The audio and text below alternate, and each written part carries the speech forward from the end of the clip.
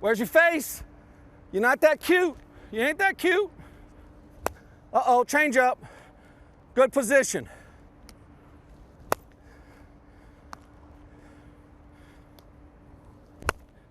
Tough one, pick it.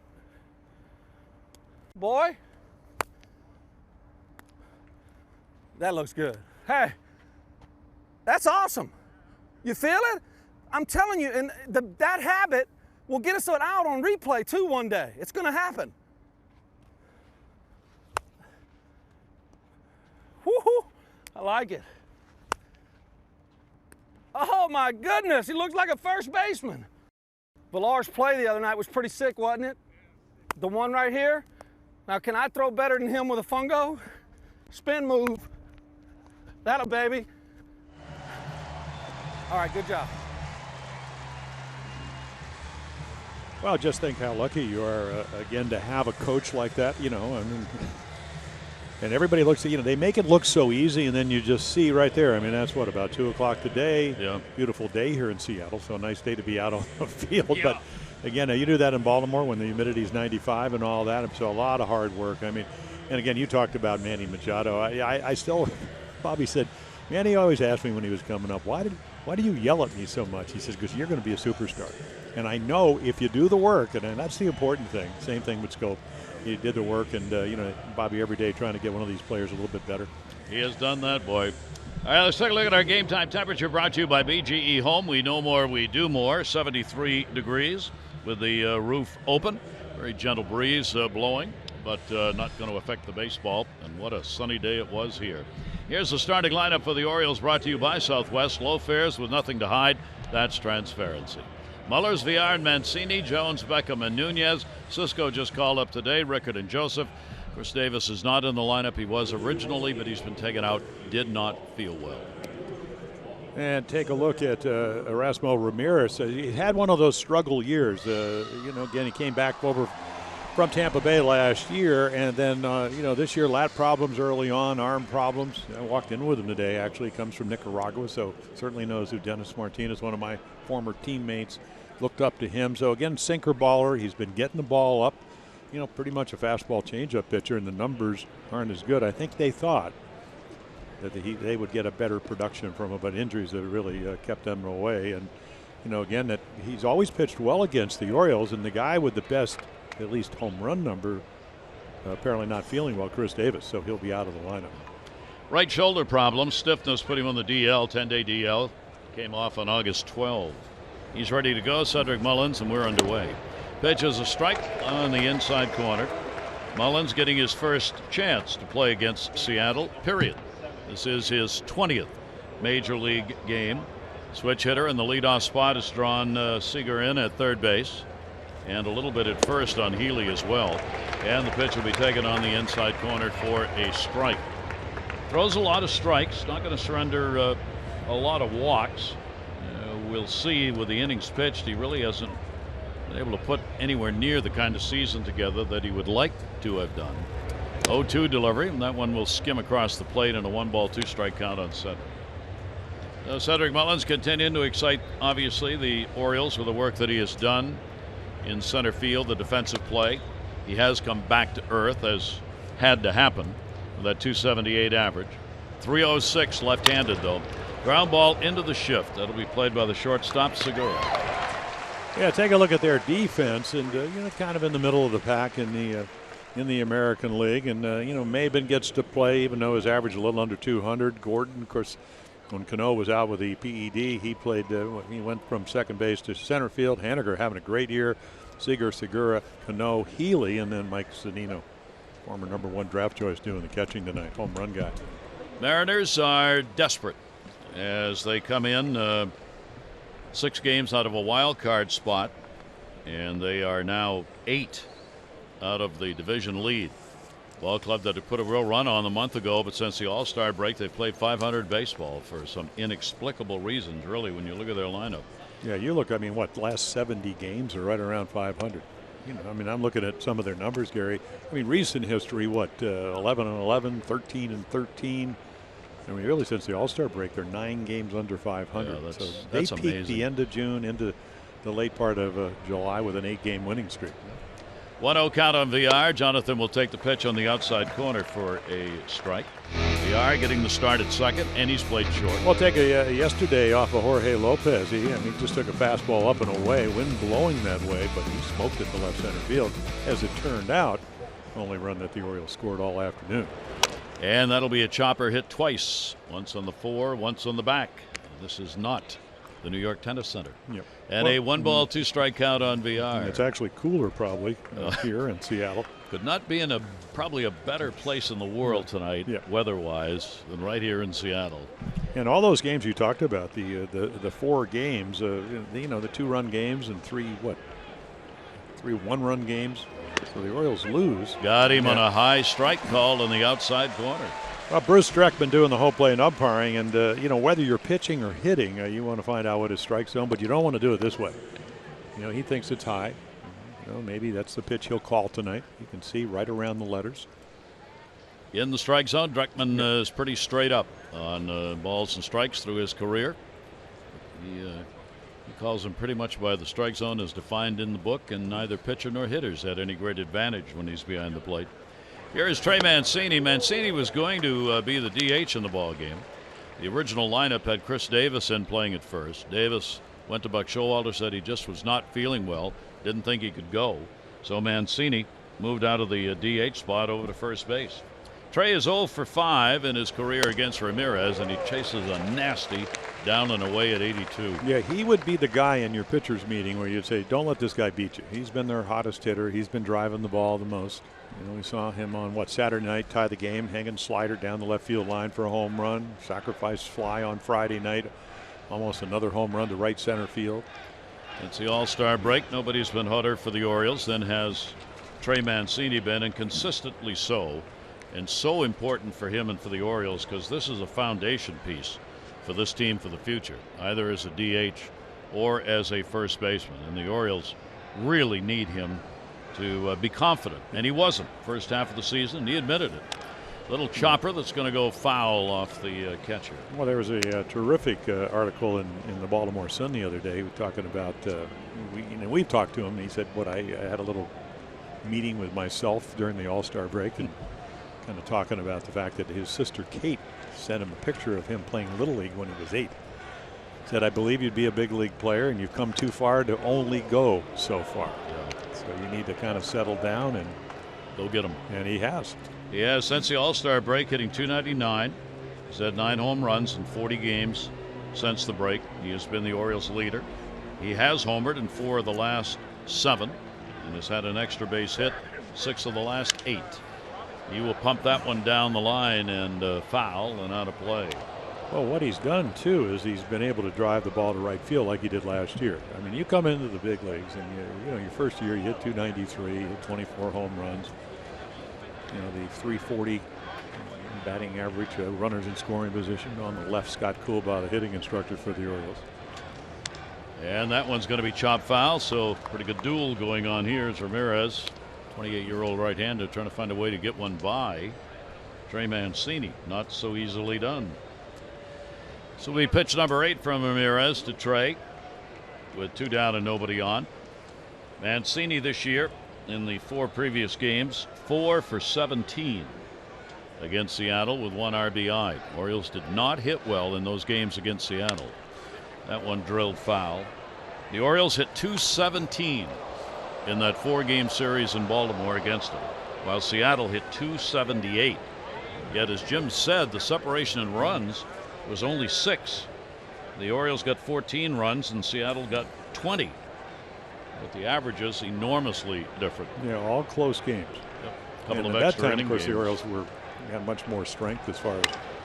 Off the end of the bat, center field. That one from the sun over into the shadows, and D. Gordon will haul it in for the out. And a 1-2-3 inning for Ramirez. Tonight, Josh Rogers, left-hander for the Orioles.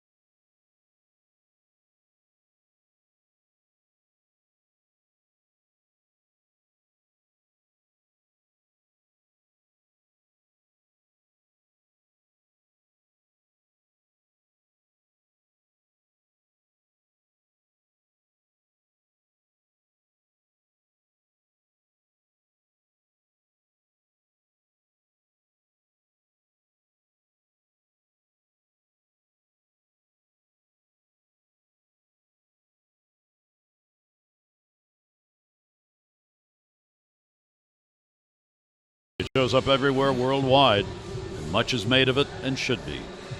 Let's take a look at the starting lineup for the Seattle Mariners. Haniga, Segura, and Cano, Cruz, Healy, and Seager. Mabins, Zanino, and D. Gordon. Kyle Seager this season against the Orioles. Ouch. Well, there you go. Josh Rogers' second major league start. The one against Toronto, last Wednesday, was the first left-handed start all year long for the Orioles. He pitched well. 5 innings, 3 runs, gave up the home run to Smoke, kind of pitching to the scoreboard. They get him a lot of runs, which was very nice. What do we tell him afterwards? Don't get used to 12. But that's what he got.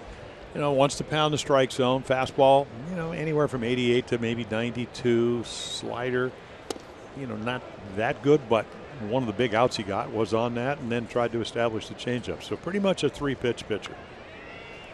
24 years old, pitching at AAA ball this year.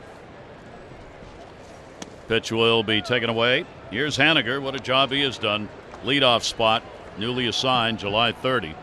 He now has a 14-game hit streak going coming into this ball game. And Haniger will foul that one away. It had been D. Gordon in the leadoff spot, but Gordon never, ever walks. Couldn't get on base enough. Haniger does, and Haniger has been sensational in the leadoff spot, hitting .344, 12 RBIs, 22 games. This is the 23rd in this spot. He'll chop that one off the plate and himself foul. What do you mean he doesn't walk? He's walked 8 times in 494 at bats. I take it all back. 8 walks. And what's so interesting about walking? What? We always talk about the batting average on balls in play. It's league average is 300. So if you say you go up 10 times, you hit the ball 10 times, you may hit 300. If you walk, it's 1,000. It is. Nobody can catch it. Nobody. There's no defense. Great pitch. Yeah. Came down and into him, and Haniger's retired on the strikeout. Well, already a better slider early on in the game. The game that Josh Rogers pitched in Baltimore was one of those games. I think that's the game where the umpire, Doug Eddings behind the plate, take a look right here. It's your Mercedes pitch catch, perfect slider. And that's, you talked about Haniger, as hot as he, that's how you have to throw. But that's the night when Doug Eddings had to get the balls thrown from the ball boy to Caleb Joseph to the pitcher. It was so humid. That's right. The ball bag got wet, and they couldn't use the baseballs out of the ball bag, so Caleb became the ball boy in that one. Here is Juan Segura. Segura comes in with a 4-game hit streak. Talk about not striking out. Segura is one of those. He is the 9th toughest hitter in the league to try and strike out. And as a result, Segura in that number 2 spot gets himself on base a lot. A dangerous hitter, a run scorer, setup man for this team. He started to go, and the pitch that was riding into him stayed off it, though. And the count 1-2. That one just missed. Starting out, Rogers with some real quickness on these pitches. 1-2 delivery on the way, and that one is going to be bounced. Yeah, there's a changeup trying to incorporate all his pitches. Segura comes in 4th in batting average at .320. He is 2nd in hits with 163. He's had more singles than any other player in the American League, 123, and 34 infield hits. He can run. So you got to hustle the throw. Beckham does, and will get him by a half step. Take a look at the defense, and it's a work in progress. We'll talk. Rickard can play the outfield. Mullins looks like he can go get it. Jones has done a nice job in right field. Did win 4 Gold Gloves as a center fielder. Nunez better defensively. Tags plays a little bit shaky. Beckham has played better. Villar looks like he can play pretty much anywhere. Mancini, not a bad first baseman. We saw him working with Bobby Dickerson. And then Caleb Joseph doing the catching. Kind of the veteran catcher on this staff. Orioles come in 13th in the league in defensive field percentage. Shift is on, and here is Cano. Robinson Cano coming back after the suspension. Cannot play in the postseason, even if they were to make it. His job is to try and help this ball club get there, even though he couldn't play. He's done pretty well since coming back. He's hitting .270 in his return. Our StatCast AI powered by AWS. Yeah, but only 217 at bats, and boy, that's what really hurts him over the.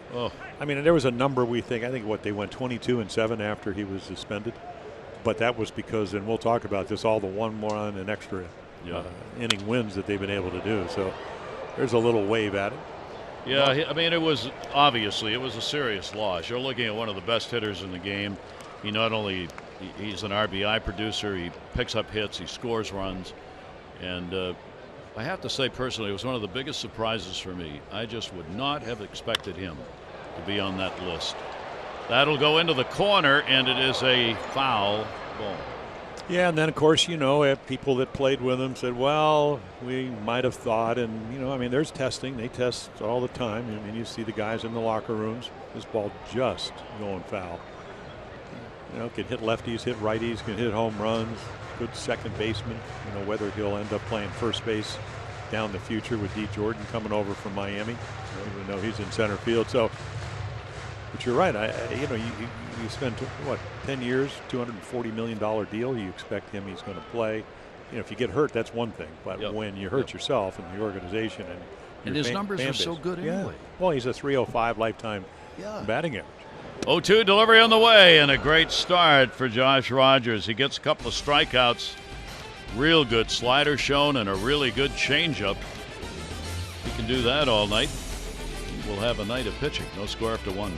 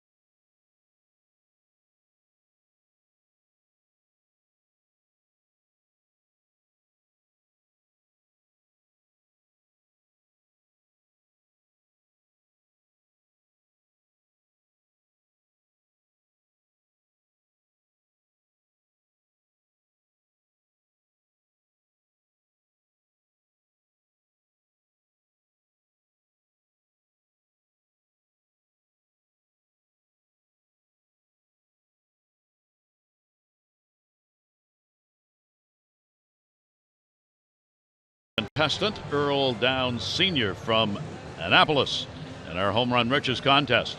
Earl has already won 500 to being selected, 500 more for every Orioles home run hit during our ball game tonight. Good luck. That's right. Happy Labor Day to everybody. Yes. Hope it was a good one and a safe one. Yeah. Orioles are kind of wrapping up this Labor Day of baseball. A lot of day games today. We'll take a look at some of those as we go along tonight. That young man ready. Ready to go. Got to bring the glove. Straight up D on Adam Jones. It came from Seattle to the Orioles. That is a fair ball. Long throw, and ooh. There's some help from Healy at first. One of those quick come off the bags. Seager with a real fine play, and Buck Showalter wants to take a look at this. You see Adam talking at first base to Healy. Did he stay on the bag with the ball? Oh, yeah, he did. It looked like he is. And again, what did Bobby Dickerson say when our tutorial? What it did look like that foot came off a little premature. I'm not sure he needed to. That's the way it turned out. I mean, Seager makes a nice play. So certainly the throw beats him. That's a great knack. First basemen who are really good at it. Seager made a great play at third. First basemen know how to help their infield on those kind of plays, though. There's a knack of coming off the bag, and when you look at it, it looks like they came off early. Then you put it on slow-mo, and they were still there with the ball. Yeah, and the umpire's trying to look at the foot and the sound of the ball going into the glove. Kind of what Bobby Dickerson said about the pop of the ball. Breaking ball will be in there as Beckham stands in. Beckham has faced Ramirez a couple of times. He is 1 for 2. Tim had 12 at-bats in those 4 games in Baltimore and ended up going 3 for 12 in those games. 0-1 count.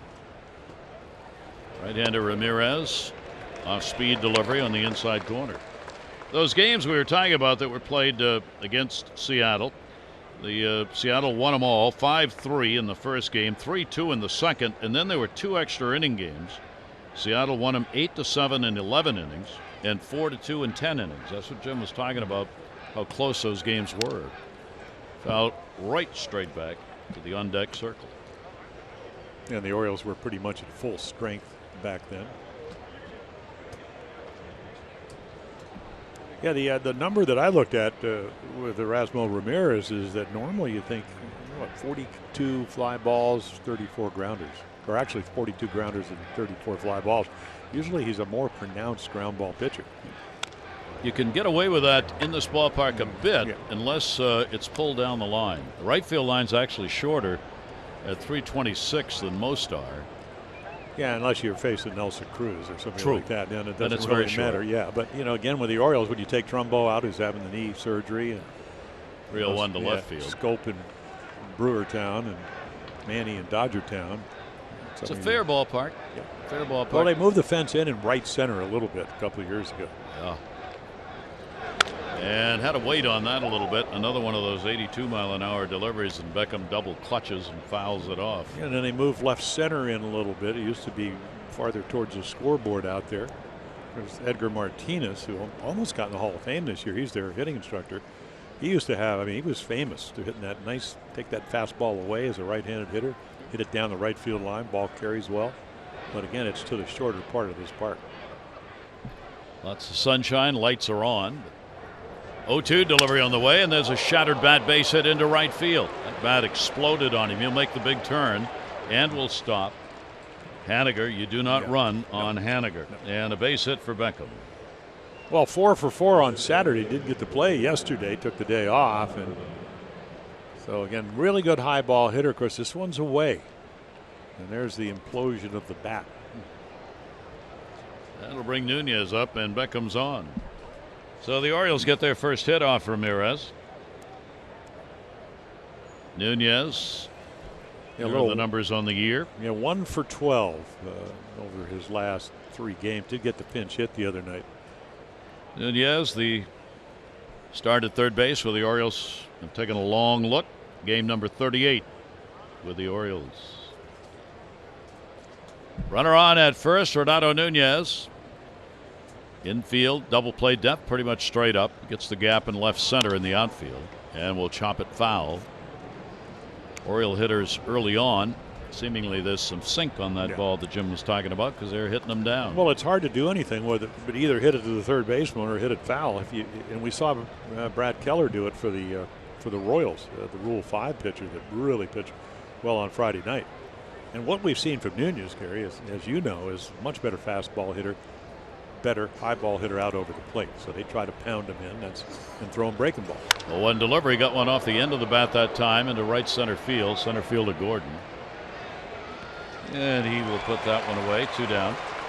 Beckham. Yeah, perfect. Back to first base. Hey, kind of watch that if you're Bobby Dickerson, because Gordon got it, second baseman, but that was a nice throw.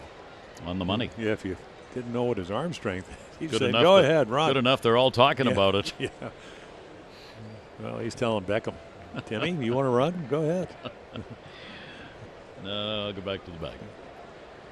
So 2 down, and here is Chad Sisco. Now Sisco just added to the roster today. Was not going to be playing in the ball game tonight, but with Davis out, he gets the DH role in this game, and Chance will foul that one off. Came up from AAA, hit 242 with the Tides, 3 home runs, 12 RBIs, only 38 games.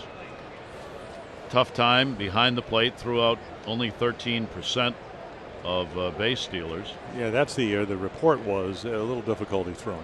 And early on this year, that didn't seem to be a problem. And Chance will chop that one to short. 1. Get the out, that's all they needed. So Beckham retired on the fielder's choice. No runs on 1 hit, no errors, and 1 left on base. Nelson Cruz to the plate when we come back.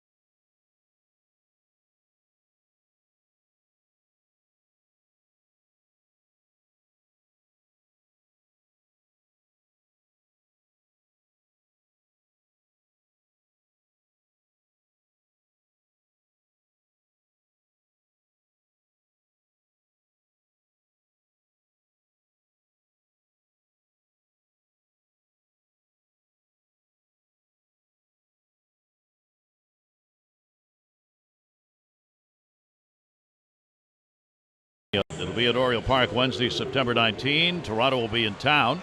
Choose between 2 special ticket packages, both options including a Birdland Mania bobblehead. Watch it move. It's magic. Josh Rogers on the mound. In the minors this year, left-handers hit only .201 and the right-handers .298. A divergent difference. Well, he is reiterating, I'm going to try to pound the strike zone. Nelson Cruz will take that one. And our Maryland Live Casino inside the numbers. Nelson Cruz on the way to joining a select group with the home runs, 1,000+ RBIs, Pujols, Beltre, Cabrera, and Encarnacion. Well, again, closing in 2 away from 2 RBIs. Yeah, exactly. I told him, I said, no one got 1,000 RBIs. I said, I miss you, because I tell you what a great acquisition. Yeah. Suspended in the biogenesis thing, took some illegal thing. The Orioles get him for $8 million. He leads the American League in home runs. Great teammate, leader. Well, he was everything. Yep. Outstanding player. Having another fabulous year with 33 home runs. That one's going to go to left field. Hit pretty good, but it'll be hauled in as Rickett was playing right where he needed to be. Yeah, well, that slider just broke it down. Already from Josh Rogers, we've seen better breaking balls than we saw against Toronto. Now, it's not that he didn't pitch well. In that game, they got him an early lead, and it was, comfortably when he left the game, they'd already gotten him 7 runs. Works quickly, keeps his defense alive. Doesn't walk a lot of hitters based on the numbers he put up this year in the minors. He had 101 strikeouts at AAA, only 36 walks. Here's Ryan Healy. Healy with a 5-game hit streak coming into the ball game. Healy, their first baseman, did not have a good series in Baltimore. He ended up 1 for 18. The one hit, though, was a home run, and it was worth a couple of RBIs. Yeah, and they still won 4 games. He's having a nice year. A little different because he's not hitting lefties, only 208. And I was saying, well, sometimes it's just one of those aberrational things. He hit 314 last year. He said, I knew my numbers were down for a reason. And he was right. Red hot last 10. 1 ball, 1 strike count on him. Infield is shifted. That'll be going the other way down the line. Long chase Mancini into foul territory. No play on that. Well, there's certainly more pressure on the Mariners because, as you mentioned, Scott Servais, talking, yesterday and after the loss, because they split the series. It was a huge game yesterday. If they win yesterday, win 3 out of 4 in Oakland, it would have gone from 5.5 to 3.5. So that was like a 2-game. And Oakland has already won today. And that ball put up in the air, and that'll go to shallow center field. Mullins has got plenty of time to get in there and get under it. And Healy is retired. So 2 down and nobody on. Yeah, because it's not only Oakland, but it's also the Yankees. They're considered to be behind the Yankees, but there was some word that Aaron Judge was hitting off the tee and his wrist felt good. So, but he's been out for a long time. So they need to win, and they can't afford to lose games.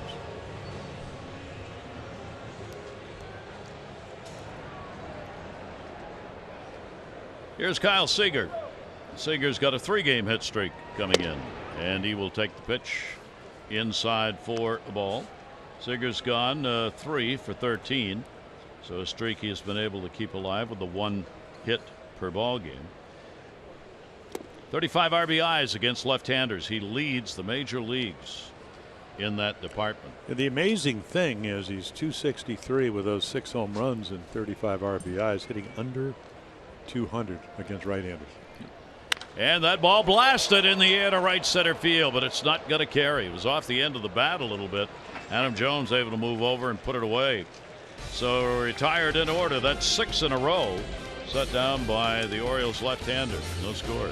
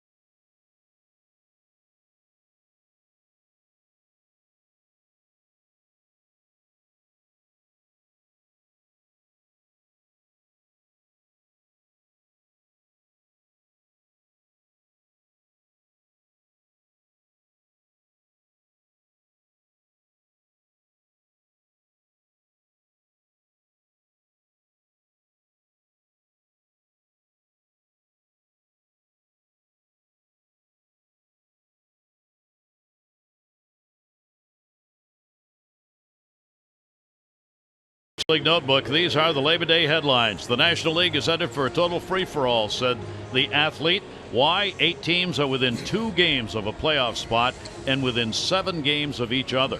And stuck in neutral means falling behind fast for these M's. The Seattle Times. Even if Oakland was to play 500, they'll have to go 18-7 to get a division lead. And for the Dodgers, they are playing good baseball again. With the mojo back in town, the Dodgers stake their claim best in the West. They are back on top. That from the Los Angeles Times. Labor Day headlines in baseball. 1-0 count on Joey Rickert, and Rickert will fight it foul. Off the 89-mile-an-hour delivery, Joey up and down all season long. Well, that mojo's back in Dodger Town because of what? Matt Kent, what a weekend he had. 3-run walk-off home run on what, Saturday, double, drove him in yesterday. They've been waiting on that bat. Dodgers and Colorado, as of this moment, are now tied because Colorado won today. And a breaking ball will be taken. And a big cut by Joey Rickert. And a 1-ball, 2-strike count. Rickert, Joseph, and Mullins will be coming up against Erasmo Ramirez. 31 wins, 38 losses in his career. 28 years old. 2-4 lifetime against the Orioles. And gets him to go after one that was way outside. Yeah, a little cut fastball. Get him to expand the strike zone. How do you do it? 2 strikes. Had a good series. 2 hits yesterday, 3 for 7 in Kansas City. So Rickert is retired. Caleb Joseph will follow him to the plate. Strikeout wise, Ramirez 22 in 29 innings. He's not had particularly good luck pitching here in this ballpark in his career. Hard to believe. His record here is 3-9 here at Safeco. His ERA is 4.02. And this is his 25th start here in this ballpark, and he's had a few relief appearances as well. Caleb is 0 for 3 lifetime off Ramirez, and again that breaking ball down and away. Right-handers having trouble picking it up early on. And a 1-ball, 1-strike count on Caleb. Mullins in the on-deck circle. Ramirez also works quickly, as does Rogers. 1-1 pitch on the way up and in. Now the Orioles come in 40-97. Last time the Orioles lost 98 games, 2009. And then Buck Showalter was hired in 2010. And around 2012.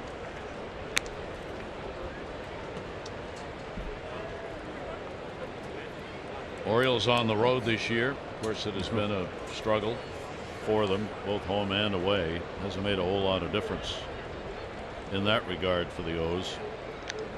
3-ball, 1-strike pitch on the way. Defense pretty much straight up. That'll be fouled away. Well, we've got 16 wins on the road. Yep. But I think the disappointing thing, they hit all right at home. Recent success, almost 4.5 runs a game, a little bit lower than that, but there were almost 2 runs, more runs given up on the road than hitting. I mean, they were down around 3.4 runs a game, and they've almost given up 5.5. That one's put up in the air. Had to pull a hands back. Didn't get a lot of it. Left field. Will be hauled in. Play made by Maben. And there are 2 down. Orioles baseball on Masson, brought to you by PNC. Make today the day. And by the University of Maryland Medical Center. Be a part of something greater. Vernier off in the distance. A very magical sight because it sits there and it's almost like it's a mirage. Well, it looks like it just starts. It's just there. Just there. Yeah. It doesn't fit the landscape as far as, it's not rocky hills. Well, it was cloudy cloudy this morning. Actually, it was like 57 degrees early in the morning, so it was a cool night last night. And then the clouds dissipated, and it's beautiful. Wouldn't be nicer this Labor Day here. And then if you're a gamer, come up for the what's it called? PAX. PAX. 1-0 delivery in the air, hit it hard center field, but again the ball is not carrying here, and it'll be hauled in by Gordon. So he's out of there. Fly ball outs being recorded by Ramirez. He has set the Orioles down in order 2 of the 3 innings.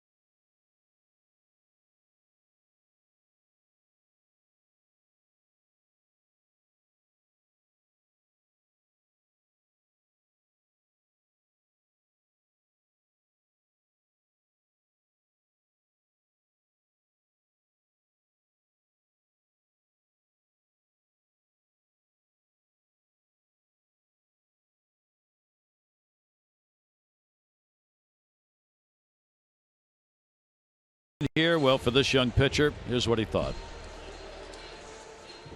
Try to be confident. I think that's a huge thing, and just talking to a lot of guys you see, with my other organization too, it was just you see guys come up and down like that, and they don't have any confidence, and it kind of shows in the results of their performances. So just to have just a type of confidence, not a cockiness, but just feel like you're supposed to be here. I think that goes a long way. Maben delivers the base hit off our man. Rogers surrenders his first hit. And take a look at our PNC inside the numbers. Well, there you go. I mean, again, Tampa Bay, most rookie pitchers. Kansas City, we saw, 3 of them. The Angels, and then the Orioles with 30. Cleveland with 24. Maben, who just got the base hit, is not a rookie pitcher. He came over from Miami, where he actually had hit well. I mean, the overall average not good, but the last month, so. He was 0 for 20. Yeah. That's his first hit in 21 Well, I was at-bats. talking before he got traded. Yeah. Coming here. That's right. Not much. I mean, they've added Zach Duke. We saw him actually. The Orioles beat him opening day when the Twins were in town. Adam Warren, Denard Span when we were down in Tampa. Colome, the closer for Tampa, was traded. He's struggling right now. Yep. Here is Zunino, and he will take the pitch up high. Doing the catching is Mike Zunino. 1 ball, 1 strike count. Each team now has had 1 hit in the ball game, each with a single. Maben on at first base. Maben's got pretty good speed. Tough to run against the left-hander Rogers, who's got a pretty good move over there, and he's quick to the plate. Pitch will be taken inside. 2-1. Yeah, Maben actually played with the Astros last year, so he's certainly been around. We've seen him with a number of teams. Somebody who brings a divergent number of positives to a ball club. The speed, the ability to make contact, defender. Off-speed pitch had him way out in front, all the way down to 80 on that one. 2-2. Yep, the ability, and we saw it a little bit, not a lot. I mean, to be honest, they got him so many runs. He pretty much pitched with his fastball against the Jays, but already tonight, better breaking ball. The ability, which I think he's going to have to do, pitch backwards, fastball counts, throw breaking balls. Left-hander's delivery to him, and a great pitch. Again, that down and in at just 81. And the other thing, and Buck Showalter talks about it all the time, when you come from the minor leagues to the big leagues, you use a different baseball. I don't know why that is. Maybe it's a cost thing. Great overhead right here about what the slider does. Zunino thinks it's going to hit the inside corner. It just keeps coming at that back foot. So now all of a sudden, second straight game where he did his side work with a major league ball. It's the feel. Aren't they going to change that? That's what they keep talking about. Yeah. I thought they were going to change that even for next year. Pitch is taken down low because you said it makes no sense. Yeah, and they were talking actually about making the ball tacky, but I think the players union doesn't want that because they don't want the actual whether the ball might not travel as far. They kind of like it the way it is. Yes. In at third base, Nunez ground ball, got a chance here. Beckham low throw, he will come away with it. The R's underhanded feed that time just made it, so they get the force on Maben. Gordon reaches. Kind of in nowhere's land. You can see right here, they're not going to double up. Gordon not coming out of the back, but they want to get the lead runner. So here it is right here, and it's not a good throw. But what is good is Beckham gets that left foot on the bag to get the second out. So now you got the base stealer on. He is tied for second in stolen bases in the league with 30. D. Gordon. What a huge lead he has. Challenging a throw over. Pitch will be taken up high. Haniger, a strikeout victim. His first time up, leadoff batter. Mitch Haniger with a runner on, checking for signs here to see whether or not he will know whether Gordon's going to run. Gordon's the green light kind of guy. You would think, you would think he'd run, Jerry, wouldn't you? If you can think he can get a jump. I mean, you got a leadoff batter literally up. Exactly. So even if he gets thrown out. Yeah. The other thing is, I mean, how is this going to affect Josh Rogers? Already he's kind of sped up his windup, and he talked about Hannah. He's got the 14-game hit streak, and he's also got 23 home runs. Yeah. Pitch on the way, and that'll be in the air to right field. Adam Jones is right there, and he will put it away. No runs on one hit, no errors, and one left on base. So we go through three with the pitchers in charge in this ball game. Each has given up a single.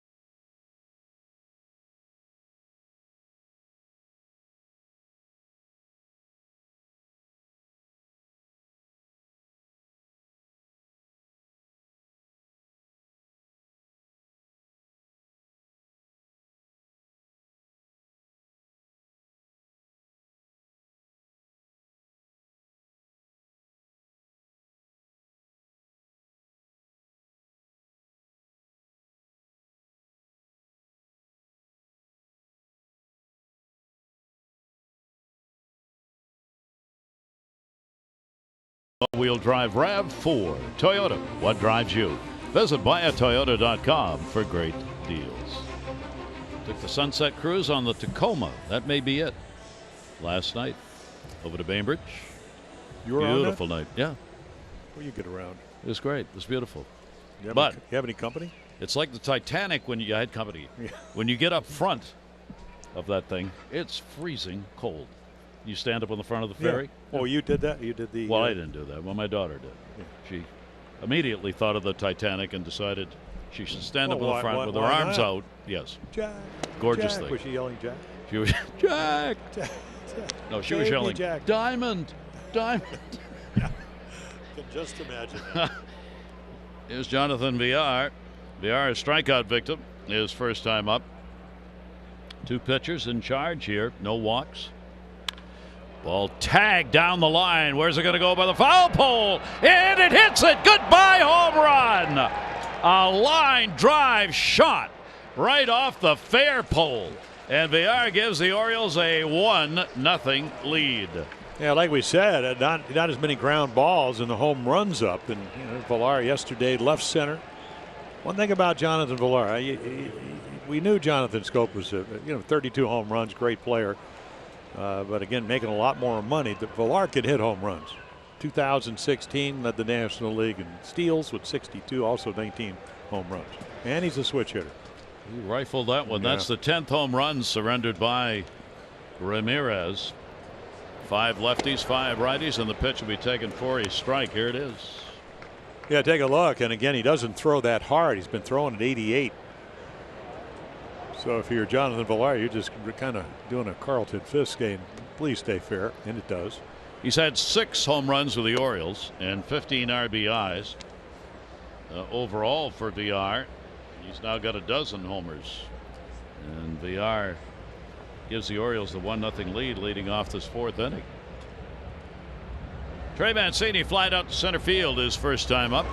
Grounds the foul ball. And for our Maryland Lottery Home Run Riches contestant, to Earl Downs Sr. Congratulations. Home run worth $500.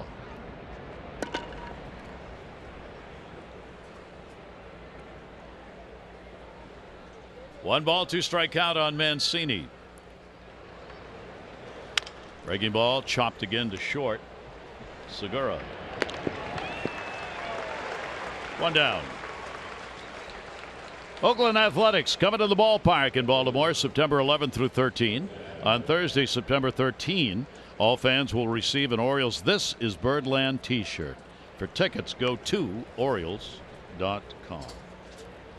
Oakland got a win today, so did Houston. So in that West race in the American League, it remains Houston on top, 2.5 ahead of Oakland, 8.5 right now ahead of Seattle. Biggest surprise team, well, other than Tampa Bay. Of course, Tampa Bay plays in the wrong division, but I'll tell you what a job Bob Melvin's done, along with Billy Bean, who put that team together down in Oakland. A lot of young players. I mean, really having great years. They are putting on a show. And then how about Chris Davis? You know, and the other Chris Davis with K. I mean, he's going to end up hitting over 40 home runs for 3 years. And unless you're a baseball fan, I mean, you really pay attention, you don't know that. He leads the league now. Yeah. He's got one ahead of Martinez. He's got 40. J.D. Martinez with 39 home runs for the Red Sox. Adam Jones will foul it back. Well, Triple your Crown home run is still swing. in sight for J.D. Martinez. He is now behind Mookie Betts 3 points in the batting average. Now that's starting today. 1 behind in the home run department and leads by 10 in the RBI department over Chris Davis. Yeah, one of those kind of mixed thoughts where you'd like to win Triple Crown, but you don't want Mookie to go into a slump. Yeah. Well, you can still hit 330 in a slump as long as you hit 340. Well, he went into the he was off in the DL, and then Mookie wasn't hitting very well at all, and JD passed him for the batting average lead. Then Betts has heated up again and gone past Martinez. Yeah, I thought we said, Mookie, you ought to look at those stats. You need to get going. And of course, you want to see my video bag that has all my at bats in it? 2-2 delivery on the way and a reach for one, and Adam will foul that one. Yeah, like he needs any encouragement, as good a player as he is. You know, who's really starting to play well? You know, you look at all the numbers, and you're talking about guys that barrel the ball up as Jackie Bradley Jr. You know, now he was hitting under 200. You know, and he's probably better than any defensive center fielder in the American League. Now all of a sudden he's starting to hit. For the Red in Sox. The 9 spot. Yes. Well, yeah. Just what they needed. 2-2 delivery on the way will be up high. You do know a stat, and I think this is very important now that we're in the Northwest. Yeah. When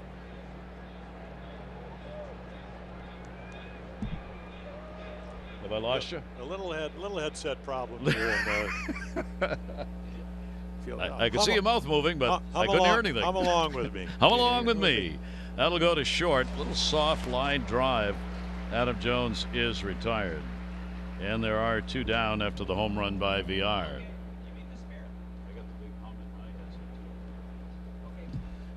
So 2 down and nobody on. That'll bring up Beckham. Tim delivered a base hit. His first time to the plate. He has had really good numbers lifetime against Seattle here in this ballpark. He's a .296 hitter here at Safeco. He's had 5 home runs lifetime against Seattle, and 3 of the 5 have been here. 2 down and a breaking ball. Beckham will go after. Orioles on top, 1-0. VR delivering the home run. Leading off this 4th inning. Off for Ramirez, who has given up 10. And the Orioles, when they win games, it's been when they hit home runs. 0-1 delivery on the way. Beckham another breaking ball closer to the plate that time, but still off 0-2. Going back to my thought there, we were talking about Jackie Bradley Jr. When I was up at the Hall of Fame induction, Steve Hurt, the great from the Elias, he looks at me at breakfast and he says, "You do know who has hit the most home runs in the history of the 9th position since the designated hitter?" I said, "No, is that?" He said, "Mike Bordick and Rick Dempsey." There you go. How about that? And guess who's in 3rd place? Who's still playing? Jackie Bradley Jr. Yeah. 41, I think, Bordy and Rick Dempsey out of the 9 hole. Yeah, the 9 hole. Well, you love having that in the lineup. Nowhere to breathe for a pitcher. That's what all the pitchers thought when they were pitching to Rick Dempsey. Nowhere to breathe. 1 ball, 2 strike delivery on the way, and the pitch will ride up and in. I'm going to see if he's still paying attention at 10 o'clock, you know. He'll text you in a minute here. If you have the number wrong, you'll correct it. No, he was right, though. Okay. Steve Hurt. I mean, it's kind of Mike Bordick, of course. Mike turned out a really good hitter. Not to mention 110 straight games without an error at shortstop. 2-2 deliveries outside. Pretty good combination. 3 ball, 2 strike count, 2 down on Beckham. 1st to 3 here at the ballpark. This Labor Day game starting an hour earlier than we'll be on tomorrow night. 9:30 O's extra. 10 o'clock for the ball game. Masson 2. Alex Cobb will go against Wade LeBlanc. Yeah, LeBlanc a pickup really having a nice year for him. 3-2 delivery on the way and got him. Outside corner strike. That's where he got all his strikes. 2 swinging, 1 called. But Villar gives the Orioles the lead. 1 swing of the bat and a line drive off the misnamed foul pole because it's really fair. And that one was. Yes, that was for Baltimore, sir. 1-0.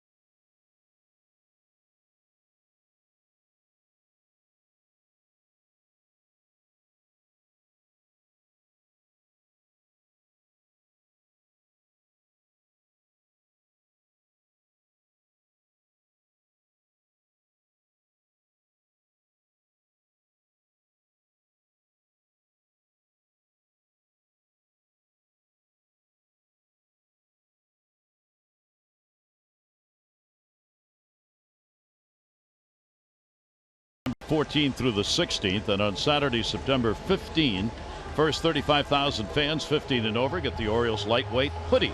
For tickets, visit Orioles.com. Gary Thorne, Jim Palmer with you late night revelers. Villar delivered the home run to give the Orioles the 1-0 lead.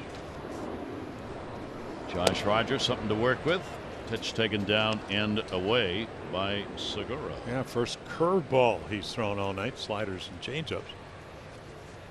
Well, heart of the lineup, second time. 2-3-4. Segura got way out in front of that one and pulls it foul. Yeah, Gene doesn't hit a lot of home runs, but as you mentioned, leading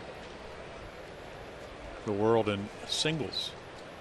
And in infield hits. They have the number 1 and 2 leaders in infield hits. D. Gordon is number 1 and Segura is number 2. That'll be popped up in the air and back. Caleb Joseph will look. 36 infield hits for Gordon, 34 for Segura. I mean, that is a ton. And over the last 10 days, Segura hitting at that .435 clip, 5th highest in the American League. 1 ball, 2 strike count.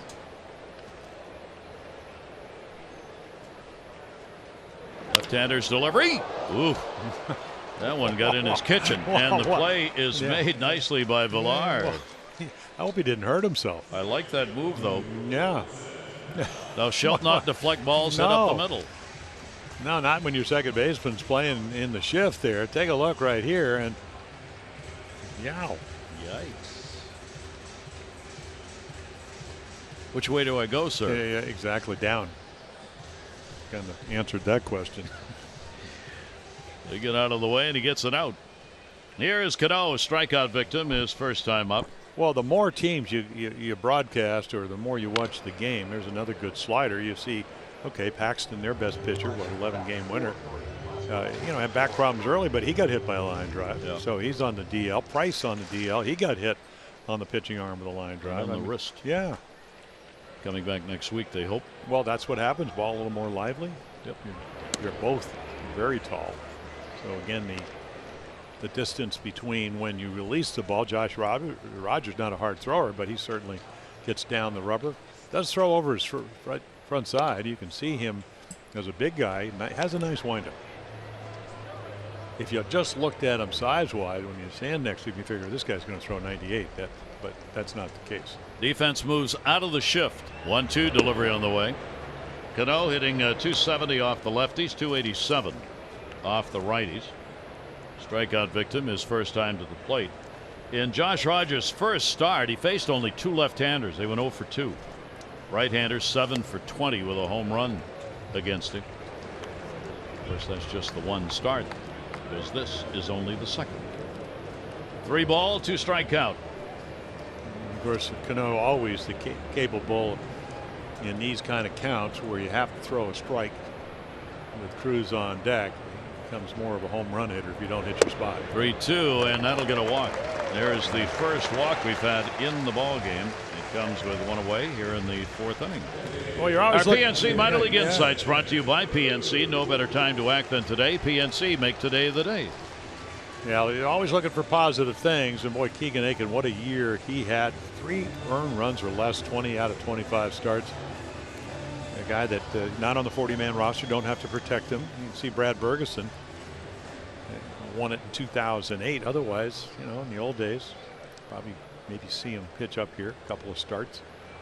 Congratulations to him. Yeah, what a year. Nelson Cruz will take it for a strike. He flied out to left field his first time up. Tied for 5th in home runs with 33. Among the DHs, he is 2nd in home runs, 2nd in RBIs for the DHs in the American League. He's had some big hits. 5th most go-ahead RBIs. Well, he's got on against the Orioles on base 56 out of 60 times, 53 of those games in hits, hitting almost 350 with 12 home runs, 51 RBIs, and he's even stolen some bases. Oh, there's your home run pitch. He's got a bad left foot. I was talking with him before the game today, and as Nelson would always say, I said, you limped around the ball game last time. He said, yeah, that was yesterday, this is today, and smiled. That left foot is really hurting. He fouled the ball off it, but he's not coming out. A really simple swing. I mean, again, open stance, hands right there. They don't move much. Closes with the front hip. Gets the toe down. Gets it down early. I mean, it's almost a little toe tap. A little rhythm to get towards the plate, and then again, the power to all alleys. He struggles against the lefties this year a little bit. 239, 272 off righties, and home run wise 24 off righties and 9 off left-handers. Cruz will take the pitch, and it's going to be down low. So Josh Rogers struggling a little bit here with the strike zone now. He will go 3-2 on Cruz, not wanting to deliver that fast pitch. Yeah, I think what happens is they get to see the spin, the velocity, especially on the breaking ball, and so the balls that maybe they swung at the first time they're taking, and that's why we're getting the 3-2 counts. Runner at first, Cano short lead. Cruz will take it, and there are 2 walks in a row. Yeah, there's a perfect example. You know, maybe the first time you face him, you're going to swing at that pitch because it wasn't a bad slider. It just was down and in. Pitcher's pitch. So with a 1-0 lead, the Orioles, Josh Rogers will have to battle to protect it here in the 4th inning with only 1 down. Healy coming up, flying out to center field. His first time up. Healy gets the first chance for Seattle with a runner in scoring position here in the ball game. See what he can do with it. Healy on the year, 269 in these situations. This team has been red hot with runners in scoring position over the last month, hitting 291. Ball in the gap, left center field. That's going to put that number up a little more. Cano's going to score. Runner will go to third, and a throw to the cutoff man should get him. He is out at second base, and that's why you hit the cutoff man. As Beckham cut it off, Healy trying to extend it into a double is taken out. Ball game tied. Yeah, the interesting thing, I'm not sure Beckham was actually in the right position, but it works out really well because Healy wasn't going to run. He thought actually you go to second base because you know there's not going to be a play at third. No, there's not going to be a play anywhere but second. But Mullins does hit the cutoff man, and then quickly over to Villar. And Healy, who saw that, I just don't think he thought there was going to be a play on him. Nope, I agree because he dead slowed down. Yeah. So a big defensive play. Healy will get the RBI. 1-1 ball game. It moves the runner over to third base, but a big out.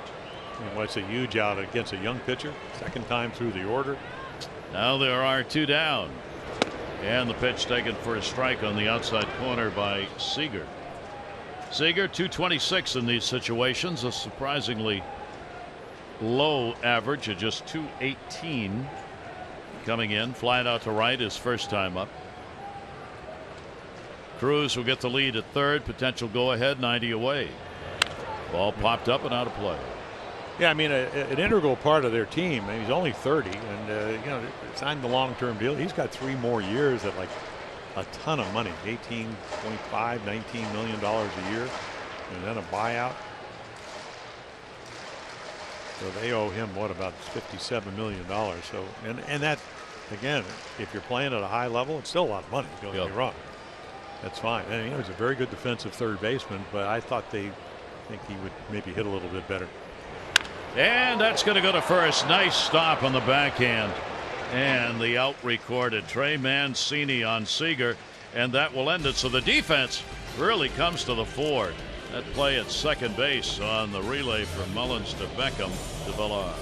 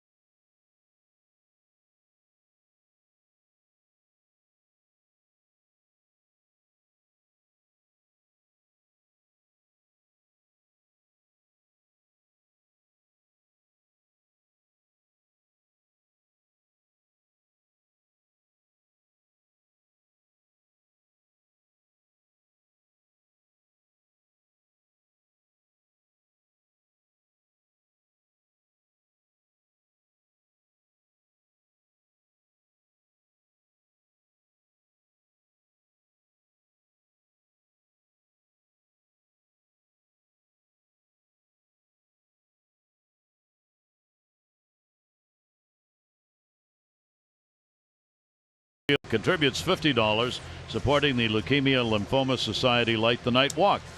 366 walks, $18,300. Care First encourages each of us to take that first step towards a healthier and more active lifestyle. Harry Thornton Palmer, good defensive plays. Boy, we haven't had far too few occasions to say that this year, but 2 big plays in that inning. Here's Nunez going after the pitch up. Renato Nunez will be followed by Cisco and Joey Rickert. Nunez flied out to center field his first time up. Coming up to the Orioles after he'd been with Texas, claimed off waivers May 13, went to Norfolk, hit .289 at Norfolk. 54 games. He had 5 home runs there, 25 RBIs. Well, he never had a problem hitting home runs in the minor leagues. I mean, 32 of them last year, AAA for Oakland. He can play. He played first base a bit for the Tides. He played third, first, and DH at AAA. 0-2 delivery on the way. Again, had a reach out in front, popped up. That'll be out of play. Coming back our way. I mean, there's your hittable slider. But you can see what the scouting report is. And I think early on we saw him in Yankee Stadium and he hit a couple of balls over Shane Robinson's head to right center field. But lately hasn't been able to really connect, fouling him off. So the pitches that he gets, he misses. You can see right now trying to go up the strike zone, which Ramirez does. Hitting .268 in the month of August. He's had a couple of home runs, so not a bad month of August. Now trying to continue that into the month of September. He's gotten better with his footwork, fielding. Much better. Tag play. Still working on the tag play on steals and runners coming into the bases. Footwork lacking a little bit. Ramirez with a breaking ball in the 0-2 that will miss down low. It's obviously a very big time period for Renato Nunez, as the Orioles have to try and figure out what will we do with Nunez come next year. Will he be the third baseman to start for the Orioles? 1-2 delivery on the way, and that one just foul tipped. I think. Yeah, to his credit, though, I tell you what, we saw Bobby Dickerson not only working with him, but he filmed working with Trey Mancini. He's embraced that, so he's gotten a lot better. You know, one thing you get labeled, and he's been labeled better hitter than defender. But I think that was made pretty clear. Yeah. I mean, Buck doesn't fool around with that stuff. No. You're going to play. You got to play D. And he's embraced it, Yeah, trying to get absolutely. better. And he has. 1 ball, 2 strikes, set up away, and that's where the pitch is. Ramirez has walked none, struck out 3. Josh Rogers has walked 2, 1 of which scored, and he has struck out 3. Orioles RBI picked up on the home run VR, and then the RBI base hit by Healy that tied the game up. 2 ball, 2 strike delivery on the way, and that one down the line and foul by just that much.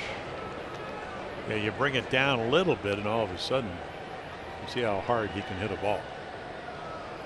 We saw that in Baltimore. You make a mistake, I mean, he can get on it. Nunez hitting just 205 at home this year. Much better on the road at 250. 2 ball, 2 strike count. Outfield shaded a bit to right. Infield straight up. Nunez when a breaking ball's gone, and he knew it. Yep. Little cutter, you know, not the slider, but just a little movement, something to spin. Yeah, he rifles your fastball foul, and then once again Zunino, take a look right here, right on the corner, edge of the plate. 3 of the 4 strikeouts have been called third strikes. So Ramirez getting the Oriole hitters frozen in the box on some of these breaking balls. Here is Chance Sisco, designated hitter, had a fielder's choice his first time up. Orioles trying to get out of the 3-game losing streak after the sweep by Kansas City, while it's a long homestand and a must-win homestand for Seattle. 10-day, 8 games, 3 different ball clubs starting with the Orioles. Ground ball will go to second. Cano. 2 down.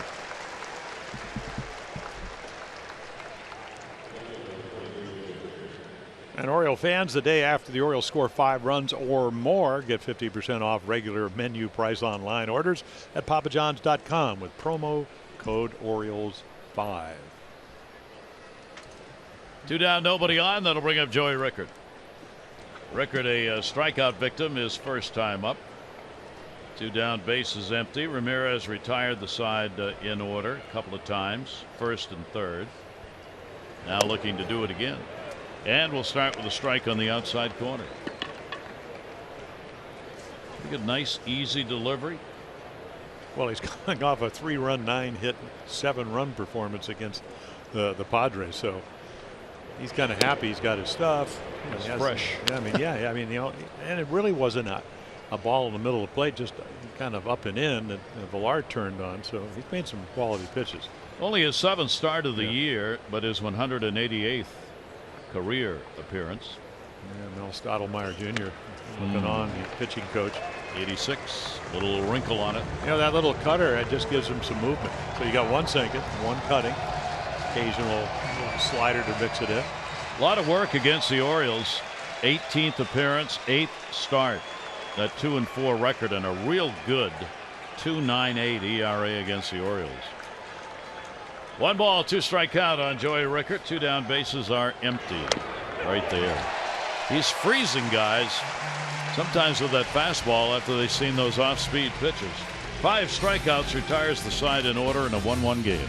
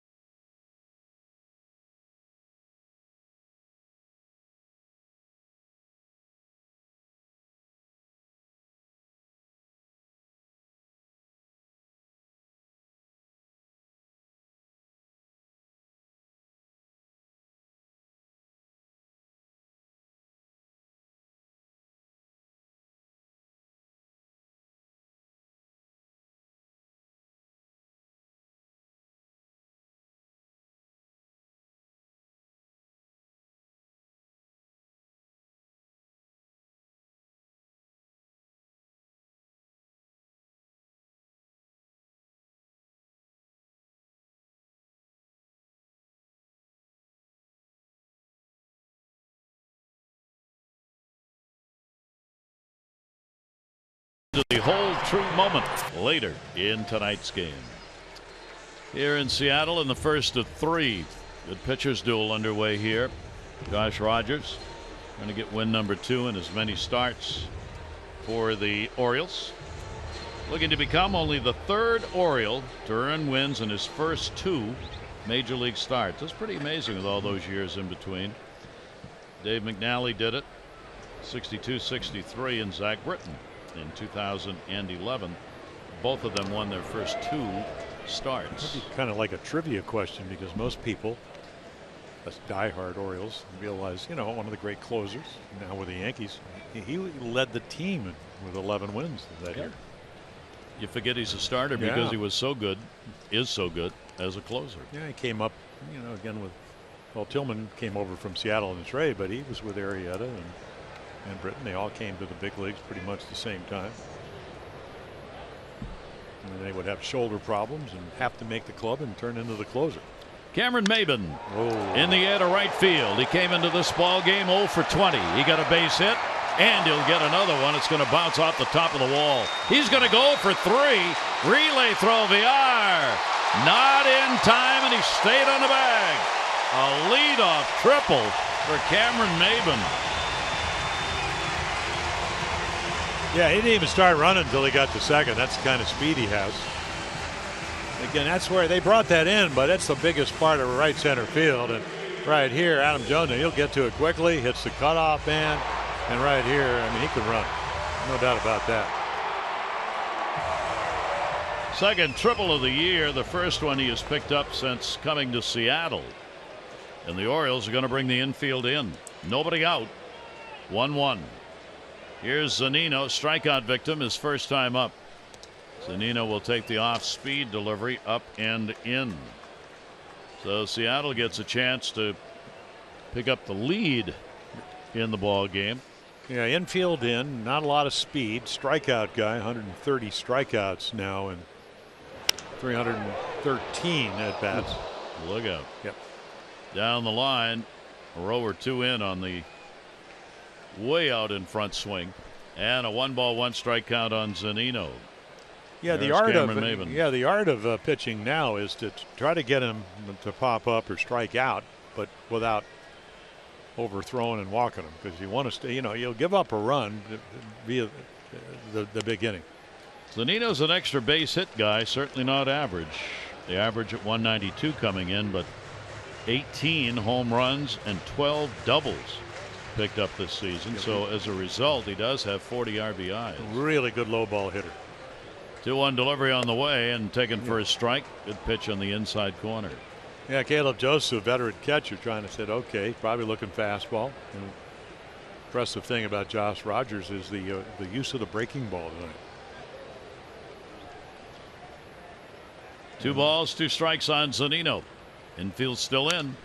Foul that one back. That's when he wanted. Yep. Big swing, and again, the book on him is better low ball than high ball. But if you throw a little harder, better chance to get it by him. 89.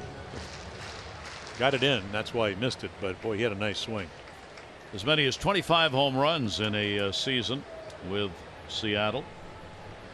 2-2 delivery on the way, and he'll punch that one foul the other way. So battling to try and drive a ball anywhere that will get that run in from third base.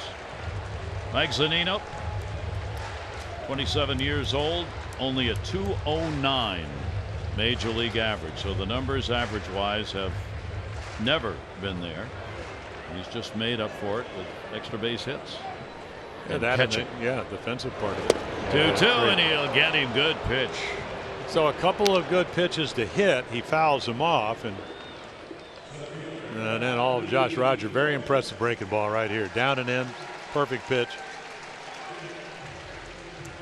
And the reason you risk the infield in, because even if he gets on, he's not going to steal a base. But again, you're trying to strike him out and able to do that. That's not easy. And now D. Gordon. The speedster, his opportunity, will have the infield drawn in as well, and I mean way in, because they're also concerned about a bunt. Yep. He is so fast that it is not out of the realm that he could lay a bunt down here with a runner at third and one away. Well, he hit a bouncer to the second baseman Villar, but if he hits the same ball, it's going into right field because the infield's in. In the air, that'll get a run in. They were playing fairly shallow. Got to back up and left. Hauled in by Joey Rickert. Tag scores, and a 2-1 lead. RBI for Gordon.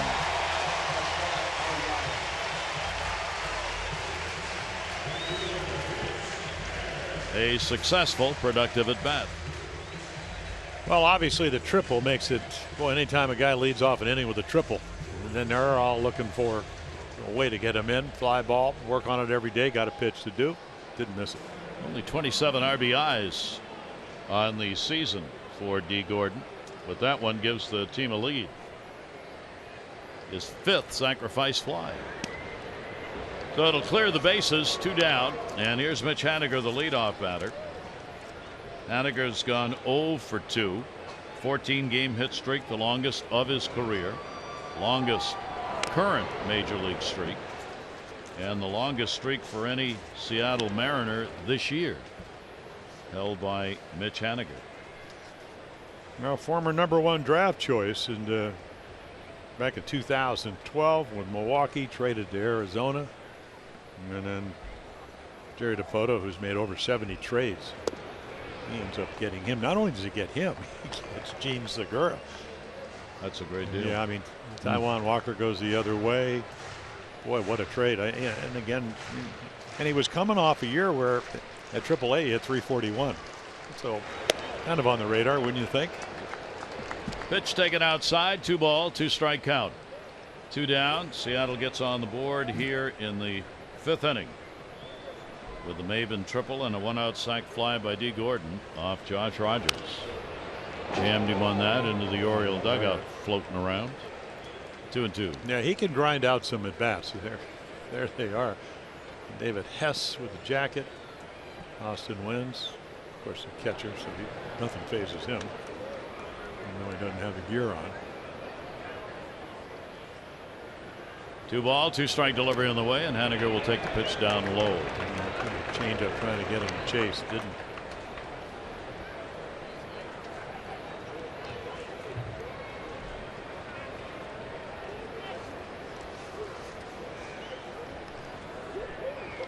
Full count delivery to him.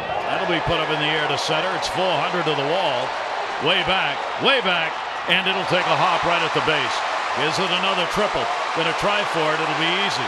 Ball gets away. Mullins has to chase it down. An inning with 2 triples.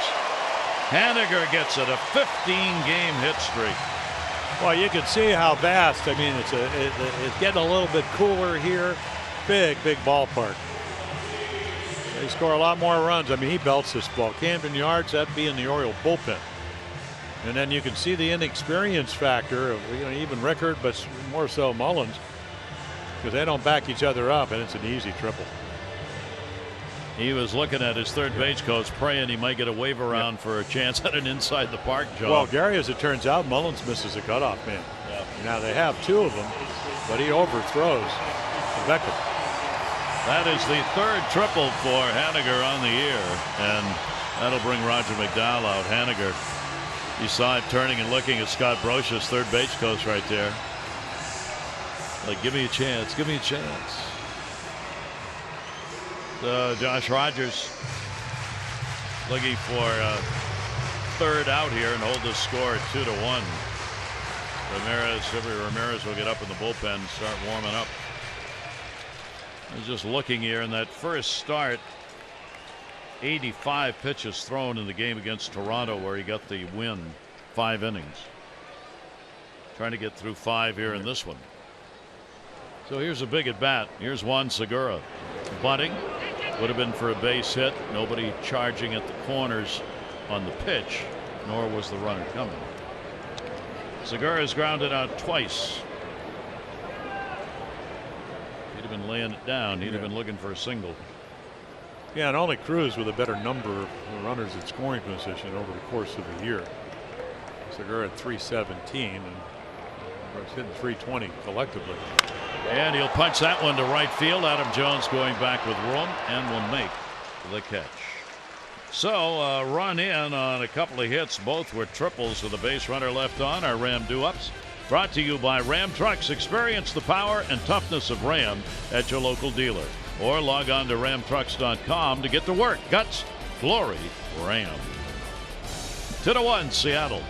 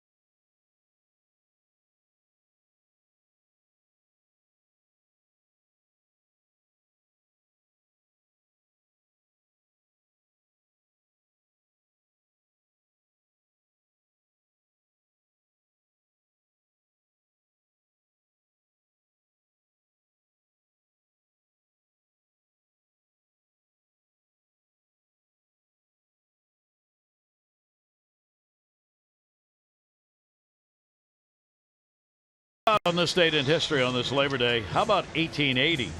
At Strawberry Hill on Nantasket Beach in Hull, Massachusetts, out there in the Cape. First baseball game was played at night. Teams made up from employees of Jordan Marsh and R.H. White. There were 3 wooden towers. They had lights that were 500 feet apart, provided by the Northern Electric Light Company. The game ended in a tie at 16 each. The players had to get on a ferry to get back to Boston. And Todd Stottlemyre and the Cardinals beat the Astros. This date, 1996, why it mattered. Todd and his dad, Mel. 259 combined victories, a new record for father-son in wins, surpassing a record that had been set by Dizzy and Steve Trout. And there he is. There's the son, now the pitching coach here with Seattle. Todd and Mel Stottlemyre. Mel lives out here, comes to ball games. It's great to see him in the ballpark every now and then. Popped up towards second base. Cano will circle around that one and put it away for the out. Caleb Joseph is retired to start the 6th inning. Discover Siesta Beach in Sarasota, Florida, consistently ranked one of the best beaches in the world. Plan now at visitsarasota.com. Scott Service coming out and is going to make the pitching change. Ramirez not real happy about this. Well, now maybe he is. Yeah. Well, he's only pitched into the 6th inning. That was 2 starts ago once. So again, you're trying to win. You got to lead. Vincent's been pitching well. You're going to make a change. It's a nice hand from the crowd on his return to action.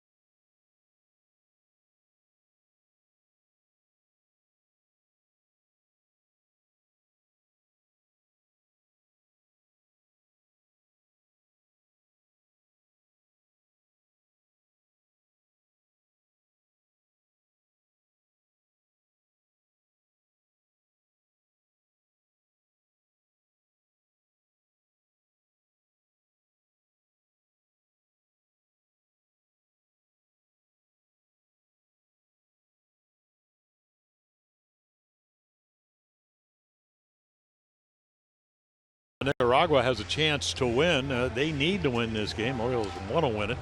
So he leaves with it again. He pitches well. Only the home run by Balar. Now a quick pitching change, just like Jiffy Lube's signature service oil change, in and out fast, and you never need an appointment. So again, Zach Duke comes over on the 30th of July from Minnesota. The Orioles saw him early in the year, opening day as a matter of fact. So a veteran lefty, not a hard thrower, fastball slider guy, turns it over a little bit. And with Seattle, 15 games, ERA not where you want, 6 earned runs in 7 innings, so it's 7.71, but certainly knows how to pitch. So the veteran Zach Duke will go to work with Ramirez watching. And we'll turn Mullins around. They come in at the corners, and that one will be fouled off. Mullins, of course, the switch hitter. He's gone 3 for 16. That's a 188 average right-handed, and the 304 left-handed. Mullins 0 for 2 in the ball game. He has flied out, grounded out. Now the corners will move in, and the pitch by Duke will be taken away for a ball. Zach Duke appeared ball game against Oakland last outing. And 1 out recorded. Ground ball, fair, no, foul. Third base umpire makes the call on it. Yeah, they want it to be fair because Seager pounced on it. Kevin Danley, with the home plate umpire screened on that, made the call at third. Ooh-ah. Kicked up chalk. Yeah. That was a fair ball. And he's standing right there. That hit the chalk, so the Orioles get a break on that one. That should have been an out. Now it could be changed by the home plate umpire. You hardly ever see that, do you? You can't challenge it. Nothing between the bases. Yeah, from home plate to the base. I don't think home plate umpire Bruce Druckman could see it. Yeah. He was shaded to get up. The catcher was standing. Zunino was right in front of him as he tried to look down the line. Anyway, Reynolds gets an extra. Here's the 1-2 delivery on the way, and the breaking ball will be taken inside. The left-hander Zach Duke. The Orioles down 2-1. 1 down, nobody on. Mullins to be followed by the Orioles second baseman Jonathan Villar. 2 balls, 2 strikes. We get a breaking ball in. Yeah, Little miss turning outside. it over, anything. Bonus in the bullpen. Well, both teams looking to the pen. That'll be hit hard, and that's foul. Yeah, finesse guy, so he just cuts it down and in. You can see 88 miles per hour. And because the position of the ball on the plate, can't hit it fair.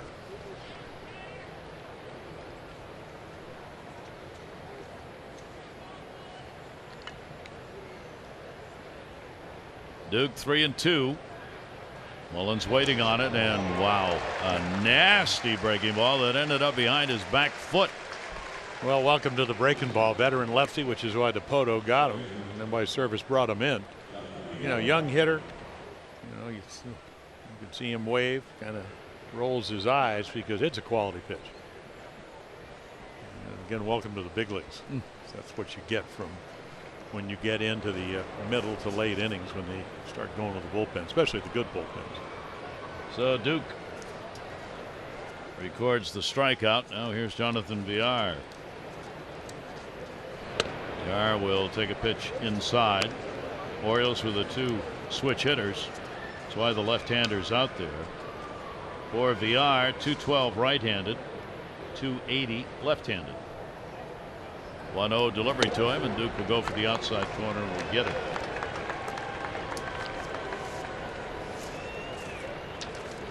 Duke this season against the Orioles, only one other game he appeared against them. Gave up a couple of runs on a hit in an inning.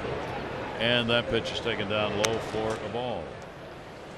Zach Duke adding to their bullpen from Minnesota end of July. Well, he's been in the big leagues. This is his 12th year. Starter early on in his career in Pittsburgh. That's hit hard, and Cano. It's not that easy. Robinson Cano snares it like he's taking the dog for a walk on a Sunday morning. Just follow me. Put it on a leash. Got the out 2-1 Seattle.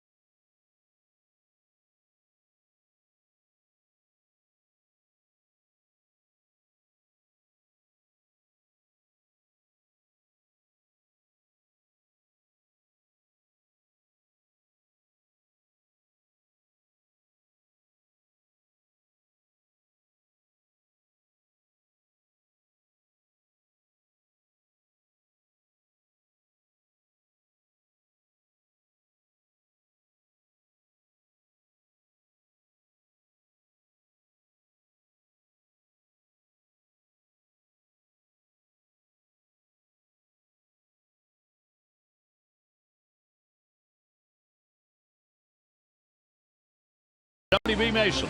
Who has the name brand products you love at amazingly low prices? Who but WB Mason, the official office product supplier of the Baltimore Orioles. And by the hotels at BWI.com. Minutes from BWI Marshall, Amtrak, and Interstate 95. Discover the convenience of the hotels at BWI.com. Great view of Safeco on this beautiful Labor Day evening. As these teams open up the 3-game set, Seattle on top here 2-1. And a big rip. And a foul ball right straight back by Cano. Yeah, good pitch though. Got it in on his fist. Cano picked up a walk and scored in the fourth inning. Back-to-back walks cost Josh Rogers, the left-hander for the Orioles, in that inning. Healy got the RBI. Ground ball, little twister on that one to Beckham. Plenty of time. Yeah, because Cano's not exactly jetting down the. No. He went into cruise control. Yeah, Saturday night, as Buck Showalter coming out to make a pitching change. But Saturday night, the Orioles lose by a run. Two of those runs scored on walks. Hey, nice job by Josh Rogers. Second major league start. And he'll surrender just the lead here with 2 runs, but he got the job done. So the Oriole lefty out of there. This game turned over to both bullpens.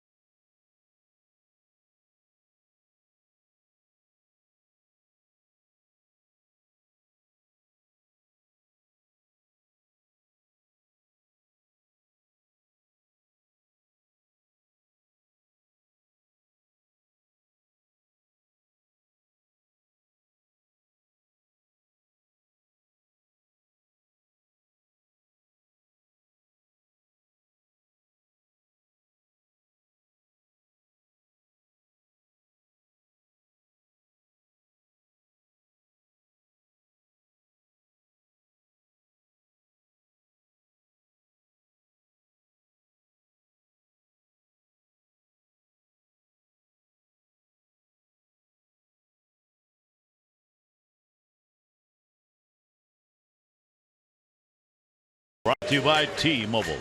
Well, Josh Rogers' second major league start. Haniger's on a 14-game hit streak, strikes him out. Cano goes down. They needed a strikeout, runner third, and nobody out. So again, when he did get strikeouts, needed him early on. Took advantage of the twilight zone, and now Yacobonis comes on. So there are the numbers for Josh. Really acquitted himself well. And again, really no offense. Not the story the first time when they got him 12 runs. And the pitch on the inside corner for a strike. So there are Yacobonis, and most of it from the starting job. A couple of starts with the Orioles, 15 strikeouts, but again, just not the command you would like. Breaking ball outside. Nelson Cruz, a walk, and he is flying up. Yacobonis making only his 3rd relief appearance. Had one against New York, one against Tampa Bay. That was way back on May 12th. Against Tampa Bay. 0-2 as a starter. Spent most of the time, as Jim said, with the Tides, where he was a starter. 3-5 and 21 starts there. Yeah, the number's pretty good. Command, yeah, it's iffy, and again, kind of has a violent lower half, so he really gets going left. And tag to third. Great play, Nunez on the backhand, and makes the throw. Well, the footwork on the ground ball, I mean, whether it's going back or backhanding it there. I mean, Bobby Dickerson working with them pretty much every other day. When they can, come out early, so get the feet set. You can see it right there. It's a tough play. Very tough play. Yeah, and he's got a good arm. I mean, every once in a while, the footwork, maybe not having a lot of rhythm, but boy, stay with it, and he does. It's kind of what they work on, actually keeping your head behind the ball. It's kind of what Mancini was doing at first. Good job by Nunez. Renato Nunez. If this offense is going to have to pick himself up. Had a great 3-game series against Toronto, but Kansas City not particularly good. Ball got inside and away.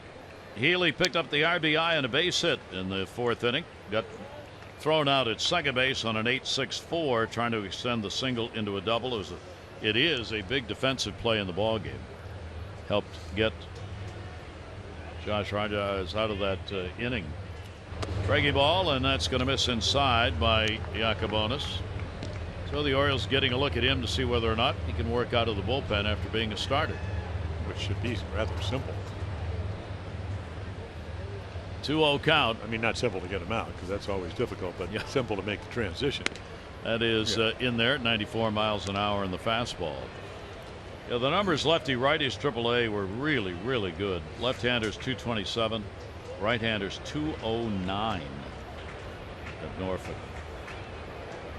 2 ball, 1 strike count, 2 down, nobody on. Bottom half of the 6th inning, and the fastball just misses. Yeah, he just needs to quiet down the lower side, get down the rubber a little bit, better lines, where you can pitch to both sides of the plate. Healy stands out with a 3 ball, 1 strike count on him.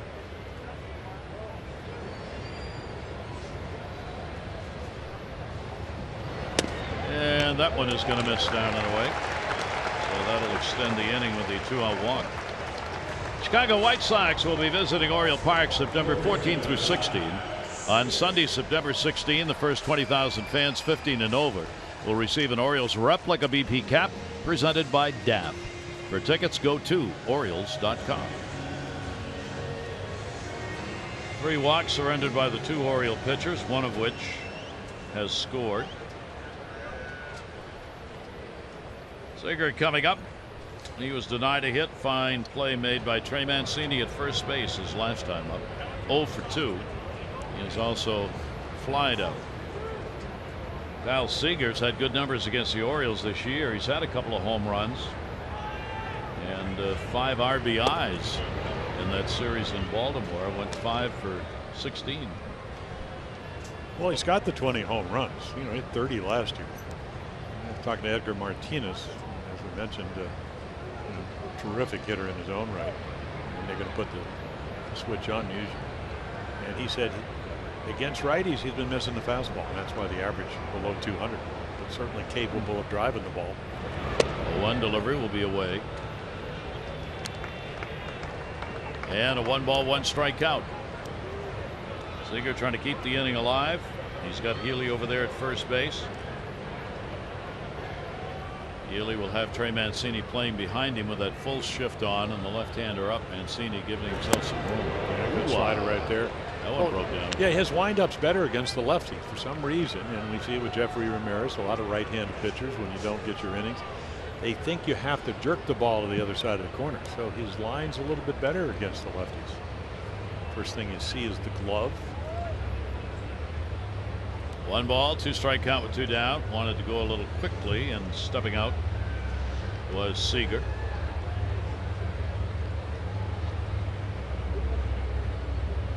One-two delivery on the way. That'll be outside. Yacobonis, 28 years old. You're not looking at a young pitcher out there. He's been in the minors since 2013. Orioles 13th round selection at a point where need to get it done. 2-2 delivery on the way, and that'll be fouled off. I'm really surprised that somewhere along the line they haven't quieted his lower half down. Kind of like a gate. You know, you want the gate to open and close when you're pitching the same time and that's why it's hard to be violent with your lower half and sync it up with the the front, your arm and your front shoulder. Front shoulder's your steering wheel. Your bottom half's going left, and you're got him on a pitch down and away. So Seager strikes out, and here in the inning, no runs, no hits, no errors, and 1 left on base. Nicks it up and enjoys fine grub at the ballpark.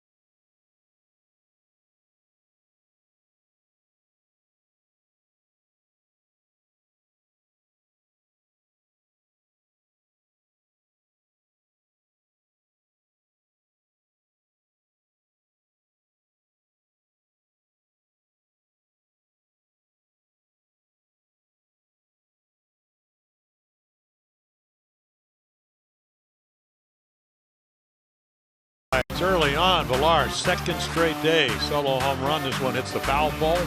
Yesterday, Kansas City hit it to the opposite field, and after Cano walks, Cruz walks, Orioles lead 1-0 at this time, and then Healy hits the single. That'll make it 1-1, but Mullins gets Beckham, get him out of second base, and then Josh Rogers able to get out of the inning. So 2-1. They had another run. Geico, 15 minutes to save you 15% or more on car insurance. Visit geico.com to see how much you could save. So a 2-1 Mariners lead. A game the bullpen now will decide. So Nick Vincent, you can see a lot of action. You know, strikeout almost an inning, doesn't walk a whole lot of guy. Really good cut fastball. You know, 89, not a hard thrower, but the cutter gives him a lot of movement. See if he can hold a 1-run lead here. They'll go to short, one pitch, and Trey Mancini is retired. That's I'll tell you, you come in, throw strike one. That's what they tell you to do, and you get an out. And it's never easy, but it seems easy. Might want to throw another one. Yeah. Up. So one down. They're in the top of the 7th inning of a 2-1 ball game. So the Orioles Friday night, after scoring 29 in 3 runs, 3 games against the Blue Jays, so they got 2 runs, and they got 4 runs, but gave up 5 on Saturday, the walk-off home run to Vite Merrifield, and then only the Villar home run yesterday. Adam Jones standing in. Adam will take the breaking ball in the outside corner for a strike from Vincent. Yeah, that's that cut fastball. Adam has had some numbers up and downs against this former franchise, with the Orioles, of course, acquiring him in a deal Seattle ultimately wished they'd never made. It was interesting looking at the numbers in the different years. 2014 he hit $107. Then in 15 he hit $280. In 16 he hit $103 against them. 17 he hit $350. And this year he's hitting $154. It's been one or the other, yin and yang, for each of the seasons he's played against his former franchise. And Adams gone 0 for 2 in the ball game tonight. 0-2 count, 1 down. Orioles batting in the 7th. Ball game turned over to the pitchers here with a 2-4-0 for Seattle. And the Orioles 1-2-0. Reached up high to follow back. You can see, I mean, Nick Vincent's a pretty confident guy. I mean, this guy's a strike thrower, even though, as we've seen, cutter around 87, 88, fastball around 90. But believes in his stuff. Probably watch batting practice. They know what's coming. They hit line drives, pop-ups against people. So why not be aggressive in the count? 69 games last year for the Mariners. They've used 2 pitchers back-to-back days here, with Duke having worked yesterday and Vincent having worked yesterday. 0-2 delivery at 84 gets it. Yeah, very rarely throws that pitch, but boy, was it good. Almost looked like a splitter. I mean, I think it's probably a straight changeup, but it goes down. And it's 84, so 5-mile-per-hour difference. Good location. And Jonesy down on strikes. This is the time of the year for Seattle where you do what you got to do to try and win. So using pitchers out of the bullpen back-to-back days, even three days in a row, could happen. If that's what you think is going to get you a win, you're not measuring for later. Later is now. Here is Tim Beckham. Beckham will pop it up in the air to shallow center.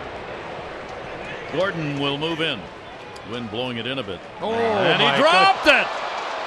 And down to second base goes Beckham, the potential tying run, as Gordon flubbed it. And Beckham didn't. He ran. You know, easy, I tell you what. I mean, that's just a can of corn unless you miss it like this. I got it, I got it, I got it, I got it, I don't got it. Didn't even hit the glove. No. You know, right here you're not happy, but you run. Hey, that's what you do right here. And right here you run even more because you just dropped it. Wow. Well, the big door just opened for the Orioles. The inning should be over. They're down a run here in the 7th. Now they got the potential tying run on at second base. Yeah, let's see if that dreaded extra out costs the Mariners. Here is Nunez. And he'll go after one. Yeah, the cutter, the movement. Mariano Rivera type pitch. First error committed in the ball game. And right now D. Gordon is praying that an out is recorded right here. And does not need to see that run scored. That'll be the 9th error, no, 13th error charged on Gordon this year. Nunez will fist it back.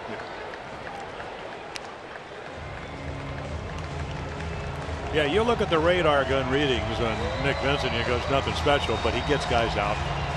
And he gets them out because of the movement and the ability to be ahead. Now he can kind of pitch for the peripheries of the plate, doesn't have to come to the into the hitter. 0-2 count. Beckham will get a good lead. Good secondary lead out there. 0-2 delivery on the way, and he comes back and gets him. So the error only cost 3 pitches to Vincent. He gets the job done as he picks up Gordon. 7th inning stretch time. Mariners up.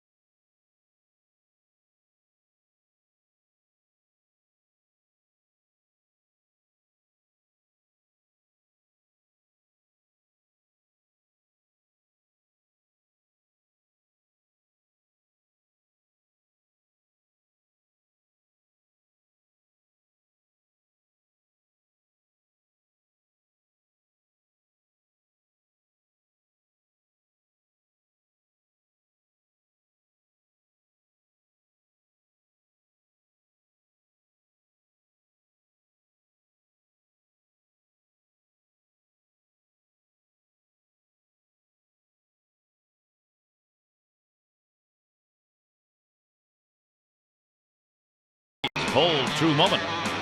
Well, leadoff triples, you don't like those. 1-1 ball game. Maben deep right center field easily. Sprints in.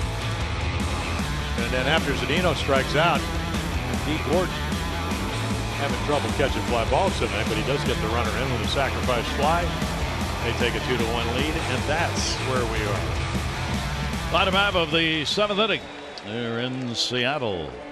Great look back on the city, Puget Sound, and the Orioles like to battle back here. Jimmy Yacobonis came on, gave up a walk, but got the final 2 outs in the 6th inning. He will stay on here.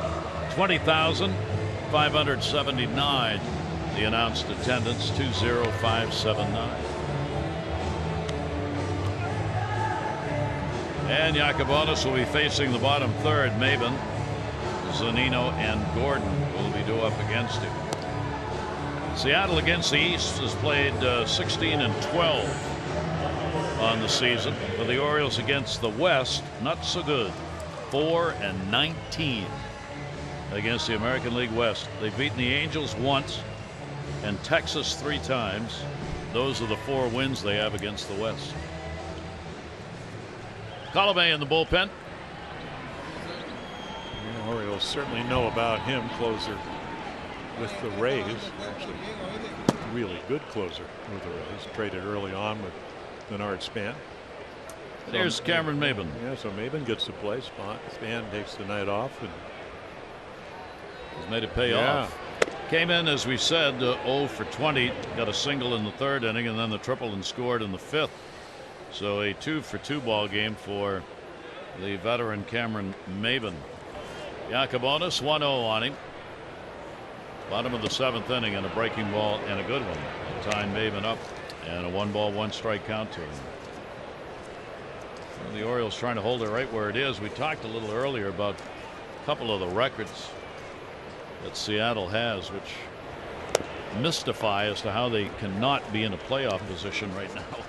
They are in one-run ball games. They are 33-18.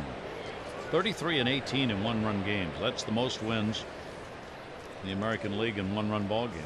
And in extra inning games, they're 13-1 in extra inning ball games. I mean, those are unbelievable numbers. Yeah, but then you look at the fact that you thought they have a better offense. They missed Cano. They're only 12th in runs.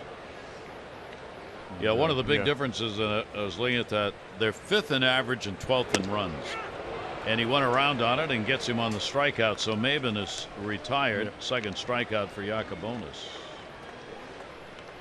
Now take a look. Slider. Did he go? Yes, he did. Held it up, but just carried the bat head well out in front of home plate. And that's what the umpires are looking for. The differential year after year in the majors for most teams between average and runs scored is usually 1 or 2 positions, but 5th in average, 12th in runs is a very big split. Well, the reason for that is total bases. They are 10th in total bases, 11th in home runs. They draw the fewest walks of any team in the league. And they're the only team 15 games over 500 that have scored 49 runs less than they've given up. I mean, very rarely. I mean, every once in a while you get a team that actually plays over 500, has a good season, that actually gives up more runs than they score because of the one-run wins. And that's how they've stayed in. So they've really walked a razor's edge, staying in it as long as they have. You look at some of their, I mean, stalwarts, one of the great right-handed pitchers in baseball, Felix Hernandez, is 8-13 and hadn't won a game since June 30th. And not only has he won in his last 9 starts, his ERA is up about 6.8. That's a career on the end. Yeah, it's a great career. Yeah, I mean, time is up. 2-1 delivery. It's going to be foul back upstairs. Mike Zunino, a 2-ball 2-strike count from Yacobonis. Gordon waiting on deck. Obviously, anything to produce a run, either team now. Just trying to get one in. The Orioles to tie it, the Mariners to try and extend that lead to 2. Orioles had the lead in the top of the 4th, lost it in the bottom of the 4th in a tie, and then went behind in the 5th inning. That's it. The Orioles with just the 2 hits in the ball game, a single and a home run. Beckham the single, Villar the homer. Yeah, Villar's been the offense the last 2 days. Solo home runs in each game. Mike Zunino, a full count. Infield shifted on him.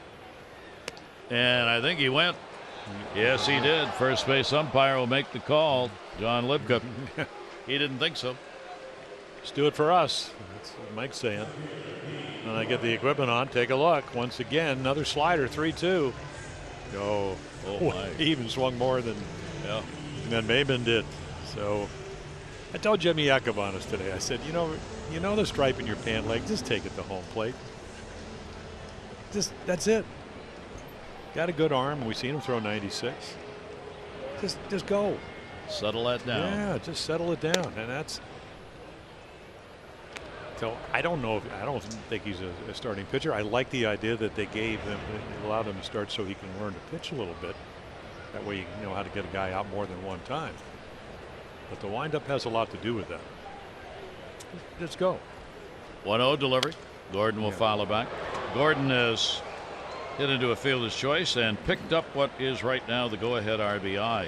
That sac fly coming in the 5th inning for D. Gordon.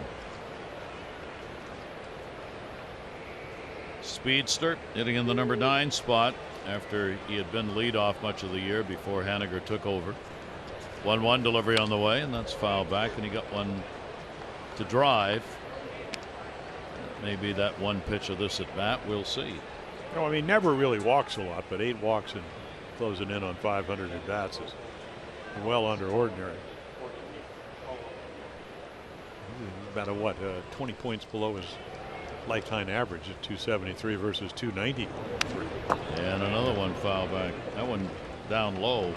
And of course, a typical year for him is, with the Dodgers, he stole 64 bases. Miami 58 last year, led the National League at 60. Also caught stealing 16. 1-2. But he's a second baseman playing center field. That tells you how athletic he is. 1-2 delivery on the way. Yacobonis will get that one in. Not many games remaining. A lot of day games, as we said. Angels 3-1 over the Rangers. They're in the 9th. The Dodgers and Mets are tied at 1 in LA. They're in the 9th. And the Padres lead the Diamondbacks 6-2. It's a big game, all of them, for the D-backs. They need every win they can get now. Those are the only other games still underway.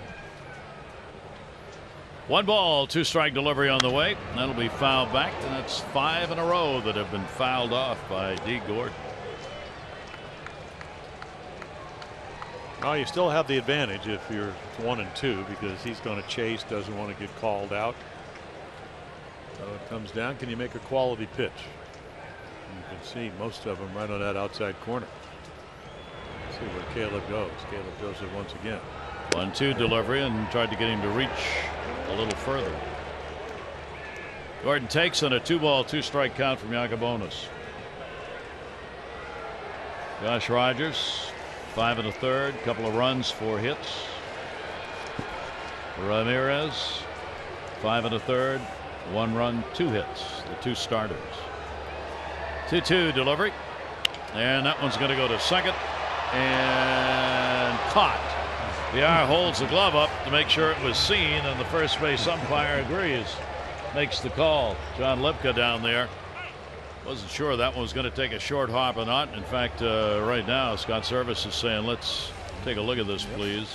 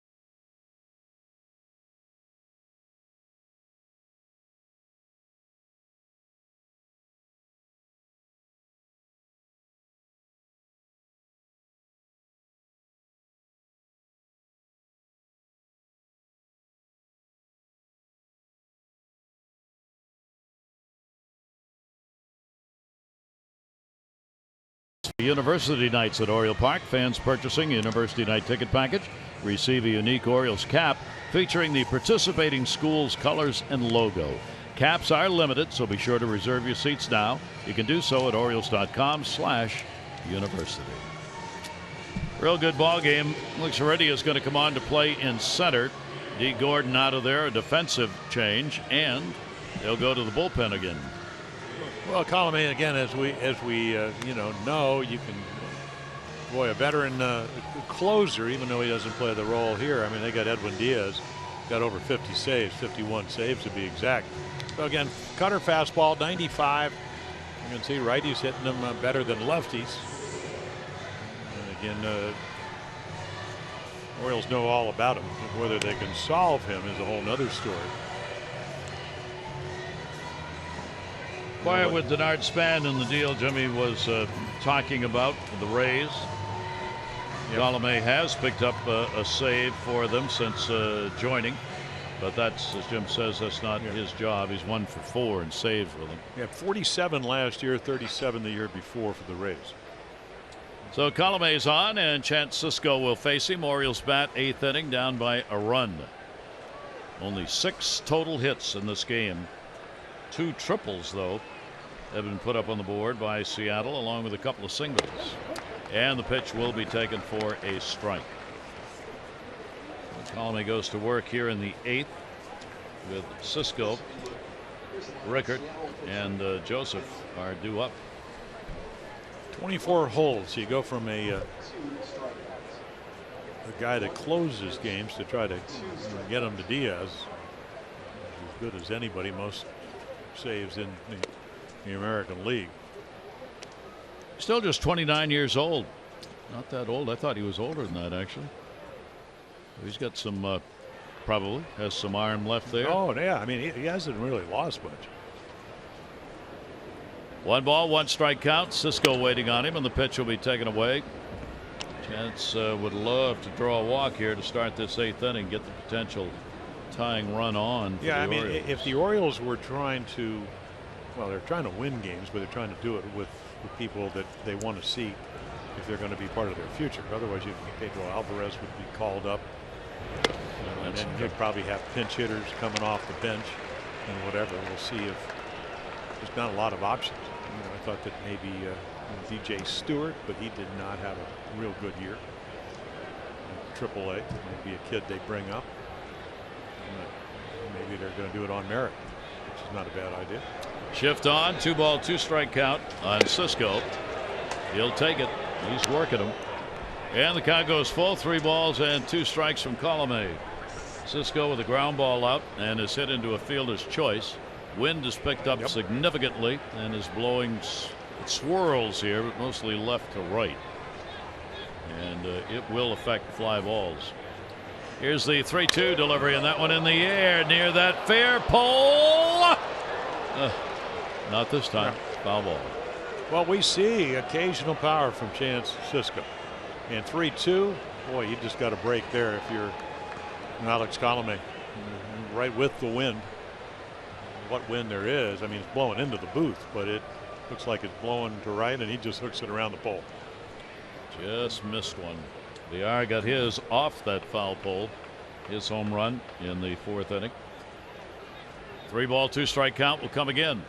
Right-hander Colome gets it in, and he'll get a strikeout. Yeah, so he went to a little cutter. I mean, it just goes straight down, and Chance swings over it. So lucked out on the fastball. He hooked it foul, and then they go to something else. Chases out of the zone. Out recorded here in the 8th. That'll bring Joey Rickard to the plate. Rickard has struck out twice. Straight up defense against him. Colome work a little cutter away. Orioles will get Miguel Castro ready in the bullpen.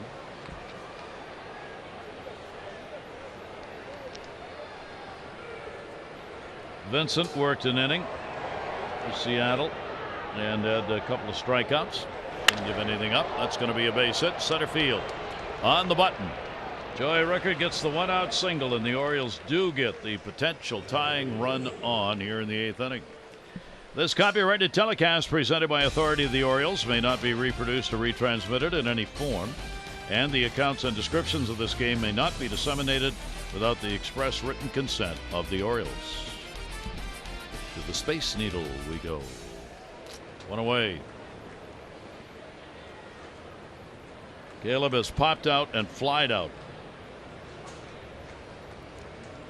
Well, it's been a while since he's driven a ball. I'd like to hope that maybe he can get into one. Taken down low, he'll get ahead on the count. Caleb has gone 2 for 7, lifetime off Colome. Infield with 1 down, set at double play depth, of course.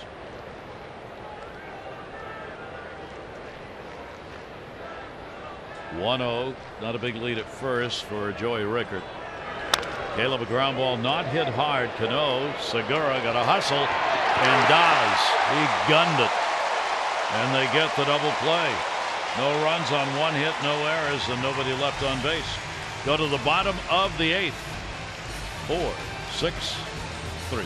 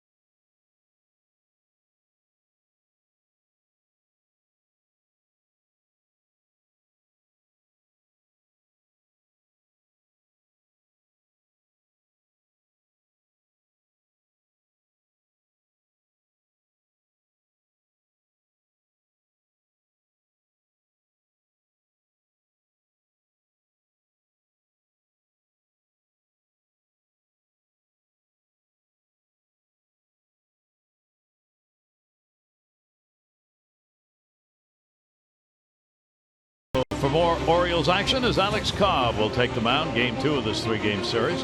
Our coverage on MASN 2 begins at 9:30 with those extra, presented by Ford, followed by game coverage at 10. All the access you need right here on MASN. Oriole fans hoping for a comeback here, so go to the bottom half of the 8th inning. And the Orioles again will go to the pen. Yacobonis an inning and 2/3 with 3 strikeouts and a walk. Yeah, Miguel Castro pitched well in Kansas City. Really struggled in the month of August. He had some mechanical problems. Again, only 23, so Ramon Martinez, a little taller, a little more direct. Boy, he threw some 99-mile-per-hour fastballs the other night, blowing away. About as well as I've ever seen him throw the ball. So let's see if he can do it tonight. Castro is 0-2 against Seattle this year. He's worked in 6 previous games, given up 4 runs, 8 hits in 8 1/3 innings against Seattle. And he'll come way inside on that one to the leadoff batter. Mitch Haniger extended his hit streak. Career high 15 for him now. He picked up a triple in the 5th inning, was left stranded. 1 for 3 in the ball game. Top of the order, Segura, Cano here in the 8th.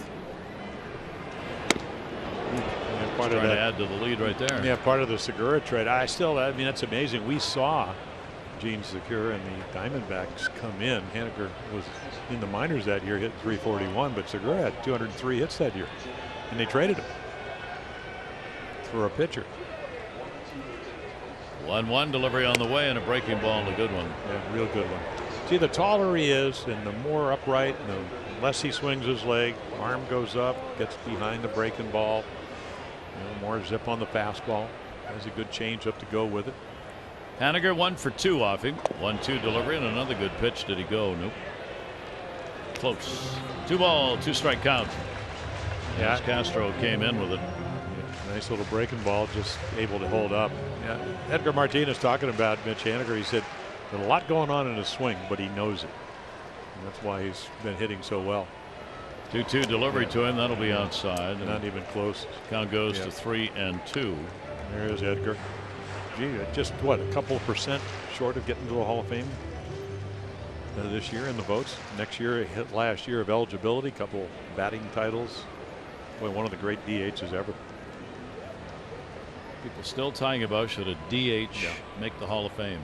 I don't know why it's any different than saying should a second baseman make it. And did he hold up again? Yes, he did. And there's a big leadoff walk. Leadoff walk here in the 8th. MLB at Bat is your #1 Orioles app. Customize your experience to catch every moment Customize your Orioles home screen icon. Plus features such as MLB.tv, the game of the day, pitch tracking, in-game highlights, and more. Learn more and download it. MLB at Bat. The fourth walk surrendered by Oriole pitchers. Castro giving up one. Yeah, you're losing 2-1, and one of them started that rally back in the fourth inning. Segura's had an 0 for 3, couple of ground ball outs and a fly ball out. Segura's gone 1 for 2 off Castro.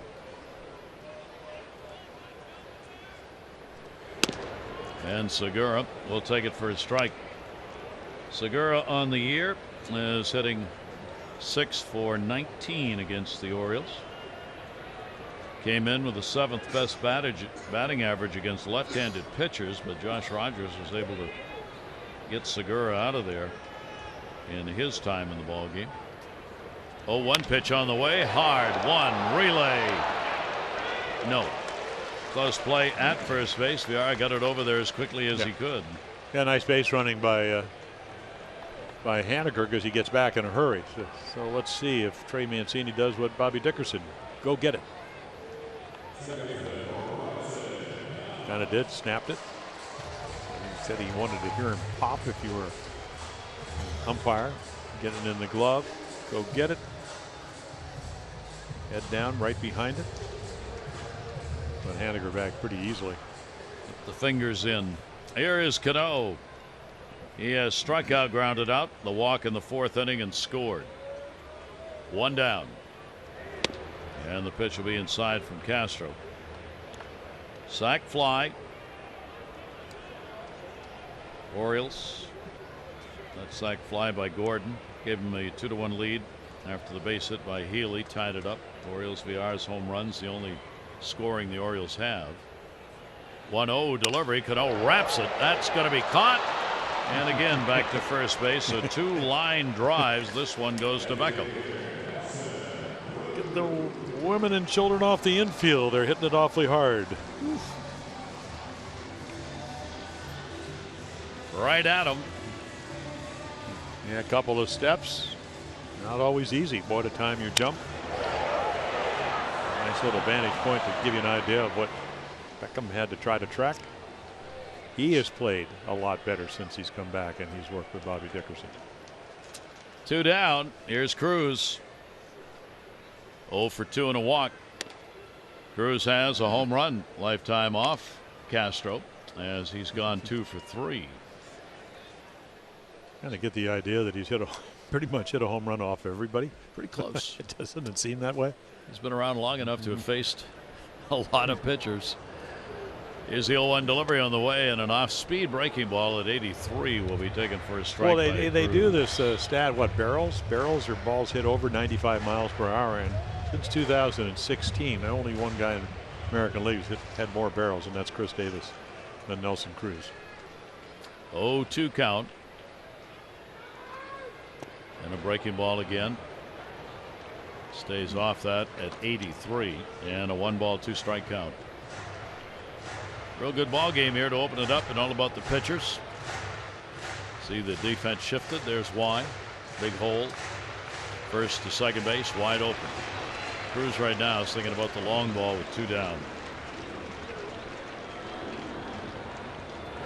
And chops that foul. Enough break to go down and away from him. Yeah, he hits the ball so hard. He just, I'm going to drive it somewhere. If I get it elevated, it has a good chance to go out of here. 1-ball 2-strike count on him. Haniger leadoff walk, still over there at first base after those 2 line drive outs. Castro with a 1-2 delivery. Cruz will go to right. That's going to be a base hit. Haniger running with 2 down will make the play to third. Ball picked up. Adam Jones gets it in, and the inning will continue as they cover the corners here in the 8th inning with 2 down. Cruz the single. And if I stay inside it, maybe I'll get a little bit lucky. You can see, he just kind of a little backup breaking ball. And hit it hard, but certainly placed it well. And now Healy gets a chance to drive in another run, which he's already done tonight. And Cruz going to come out for a pinch runner. McGraw will come on to run. Obviously in a 2-1 ball game. And a big at bat going on right here. For the Mariners, they're 1 for 4 with runners in scoring position tonight. They have left 4 on base. Healy got that hit. 4th inning. Castro's pitch down low. Good stop made by Caleb. As that one bit the dust on the way in. Yeah, a little slider that bounces, and just not an easy play. Just somehow keep it in front of you. Castro has thrown 9 wild pitches.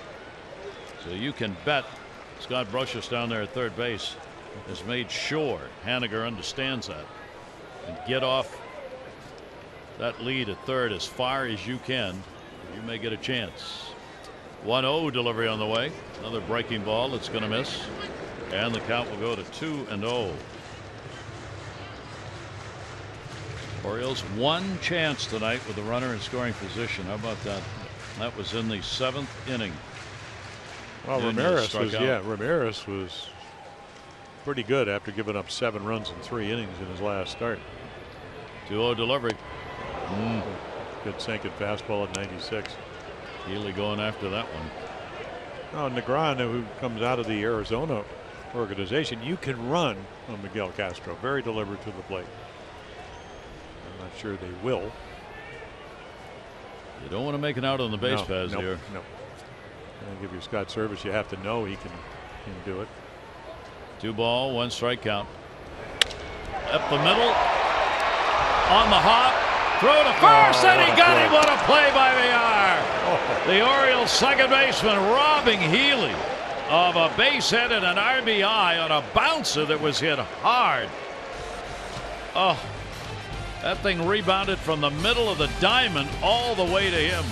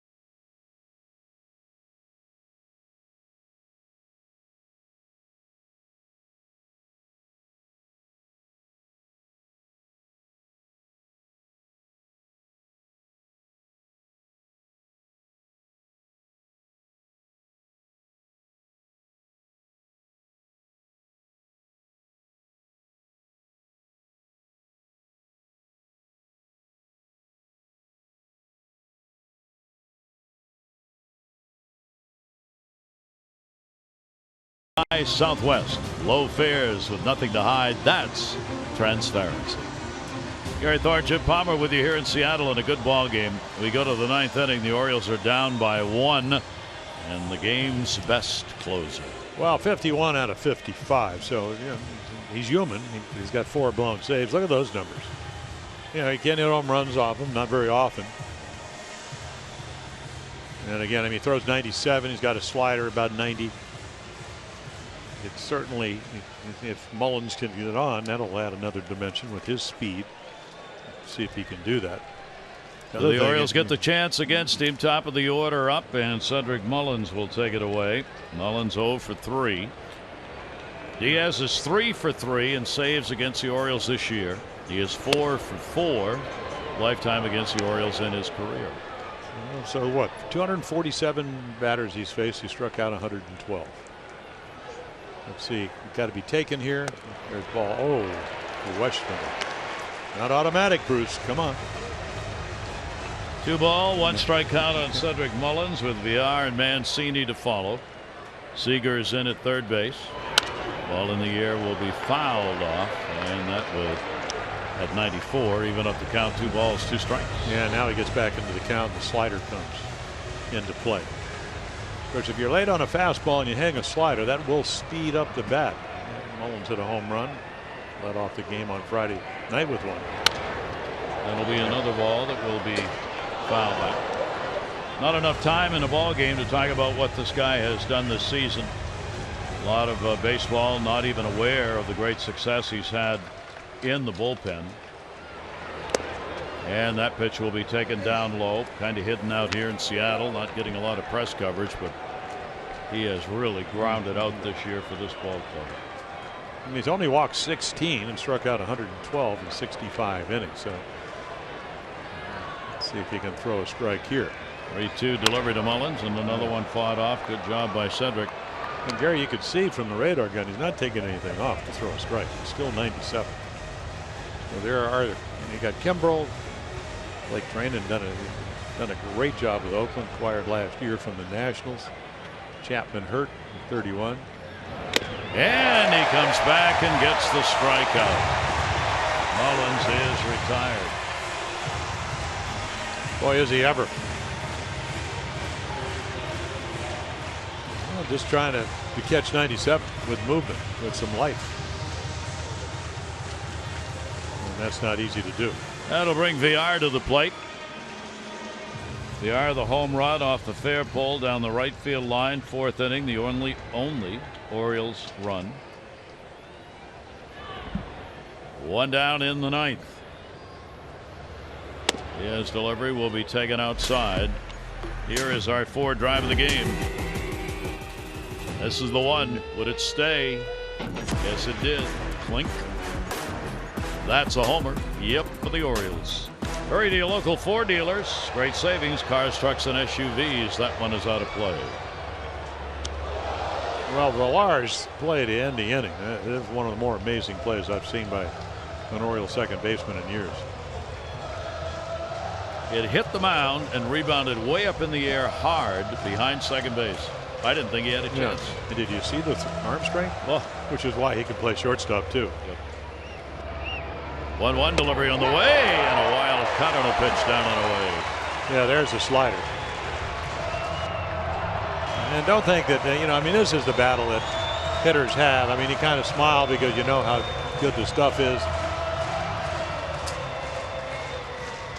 And, out of Puerto Rico, Diaz, kind of the way they did it in the old days, they started him. Came through the minor league as a starter.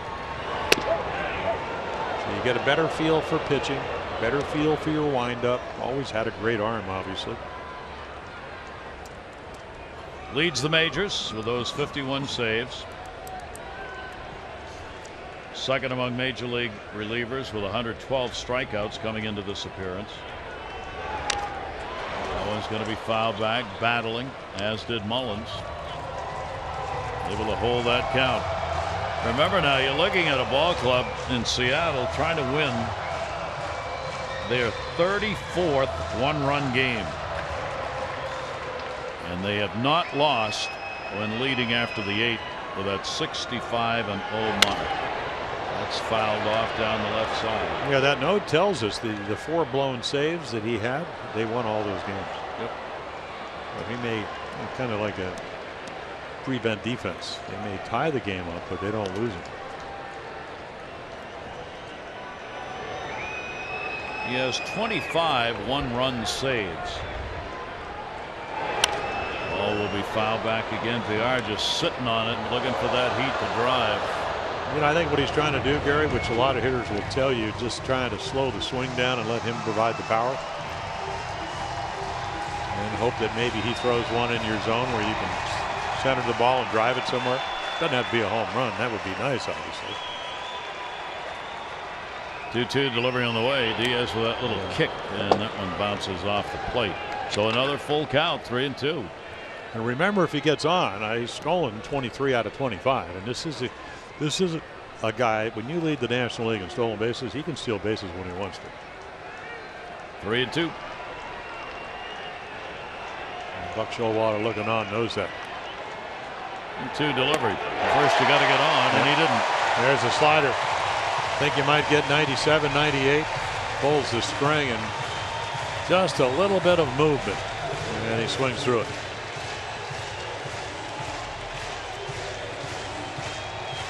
So Mullins down on strike. 114 strikeouts in 66 innings. So Trey Mancini, 2 down, 9th inning. Orioles are 11-24 in 1-run ball games. Mancini will foul it back as Diaz 1 out away from picking up yet another save. There is Josh Rogers, who would be the loser for the Orioles. The starter would be 1-1. Mancini will take one that bounces. Erasmo Ramirez, a chance to be the winner, would be 2-3 in just his 7th start of the year, with the injuries that he has gone through that have kept him out. Foul back again, and Diaz 1-2. Yeah, notice not a lot of guys are getting the bat head out in front, are they? And the other thing is he's tall. I mean, you know, there's a lot of stuff going on. Over 6'3".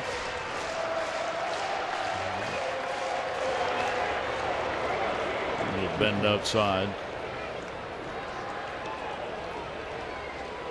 Trey Mancini. Yeah, saw that number today. Of course, Matt Carpenter, boy, having an MVP type of year for the Cardinals, and then, you know, Joey Gallo. 2-2.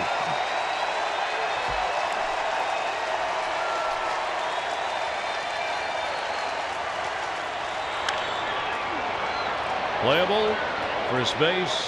Healy. No. We'll go back. 8 to 10 rows. Foul ball. Keep it alive. 2 ball, 2 strike count. Orioles have not won against Seattle. 0-4. First of 3 here in this set, and it has been a pitcher's duel. Diaz trying to finish it off. Rogers, great performance for the Orioles as a starter. Yacobonis, good, and that's the ball game. Strikes out the side, and Mr. Closer gives Seattle a 2-1 win in this ball game. So he gets the save. Perfect against the Orioles. 4-4 this year, 5-5 lifetime. 2-5-1 for the Mariners, and 1-3-0 for the O's.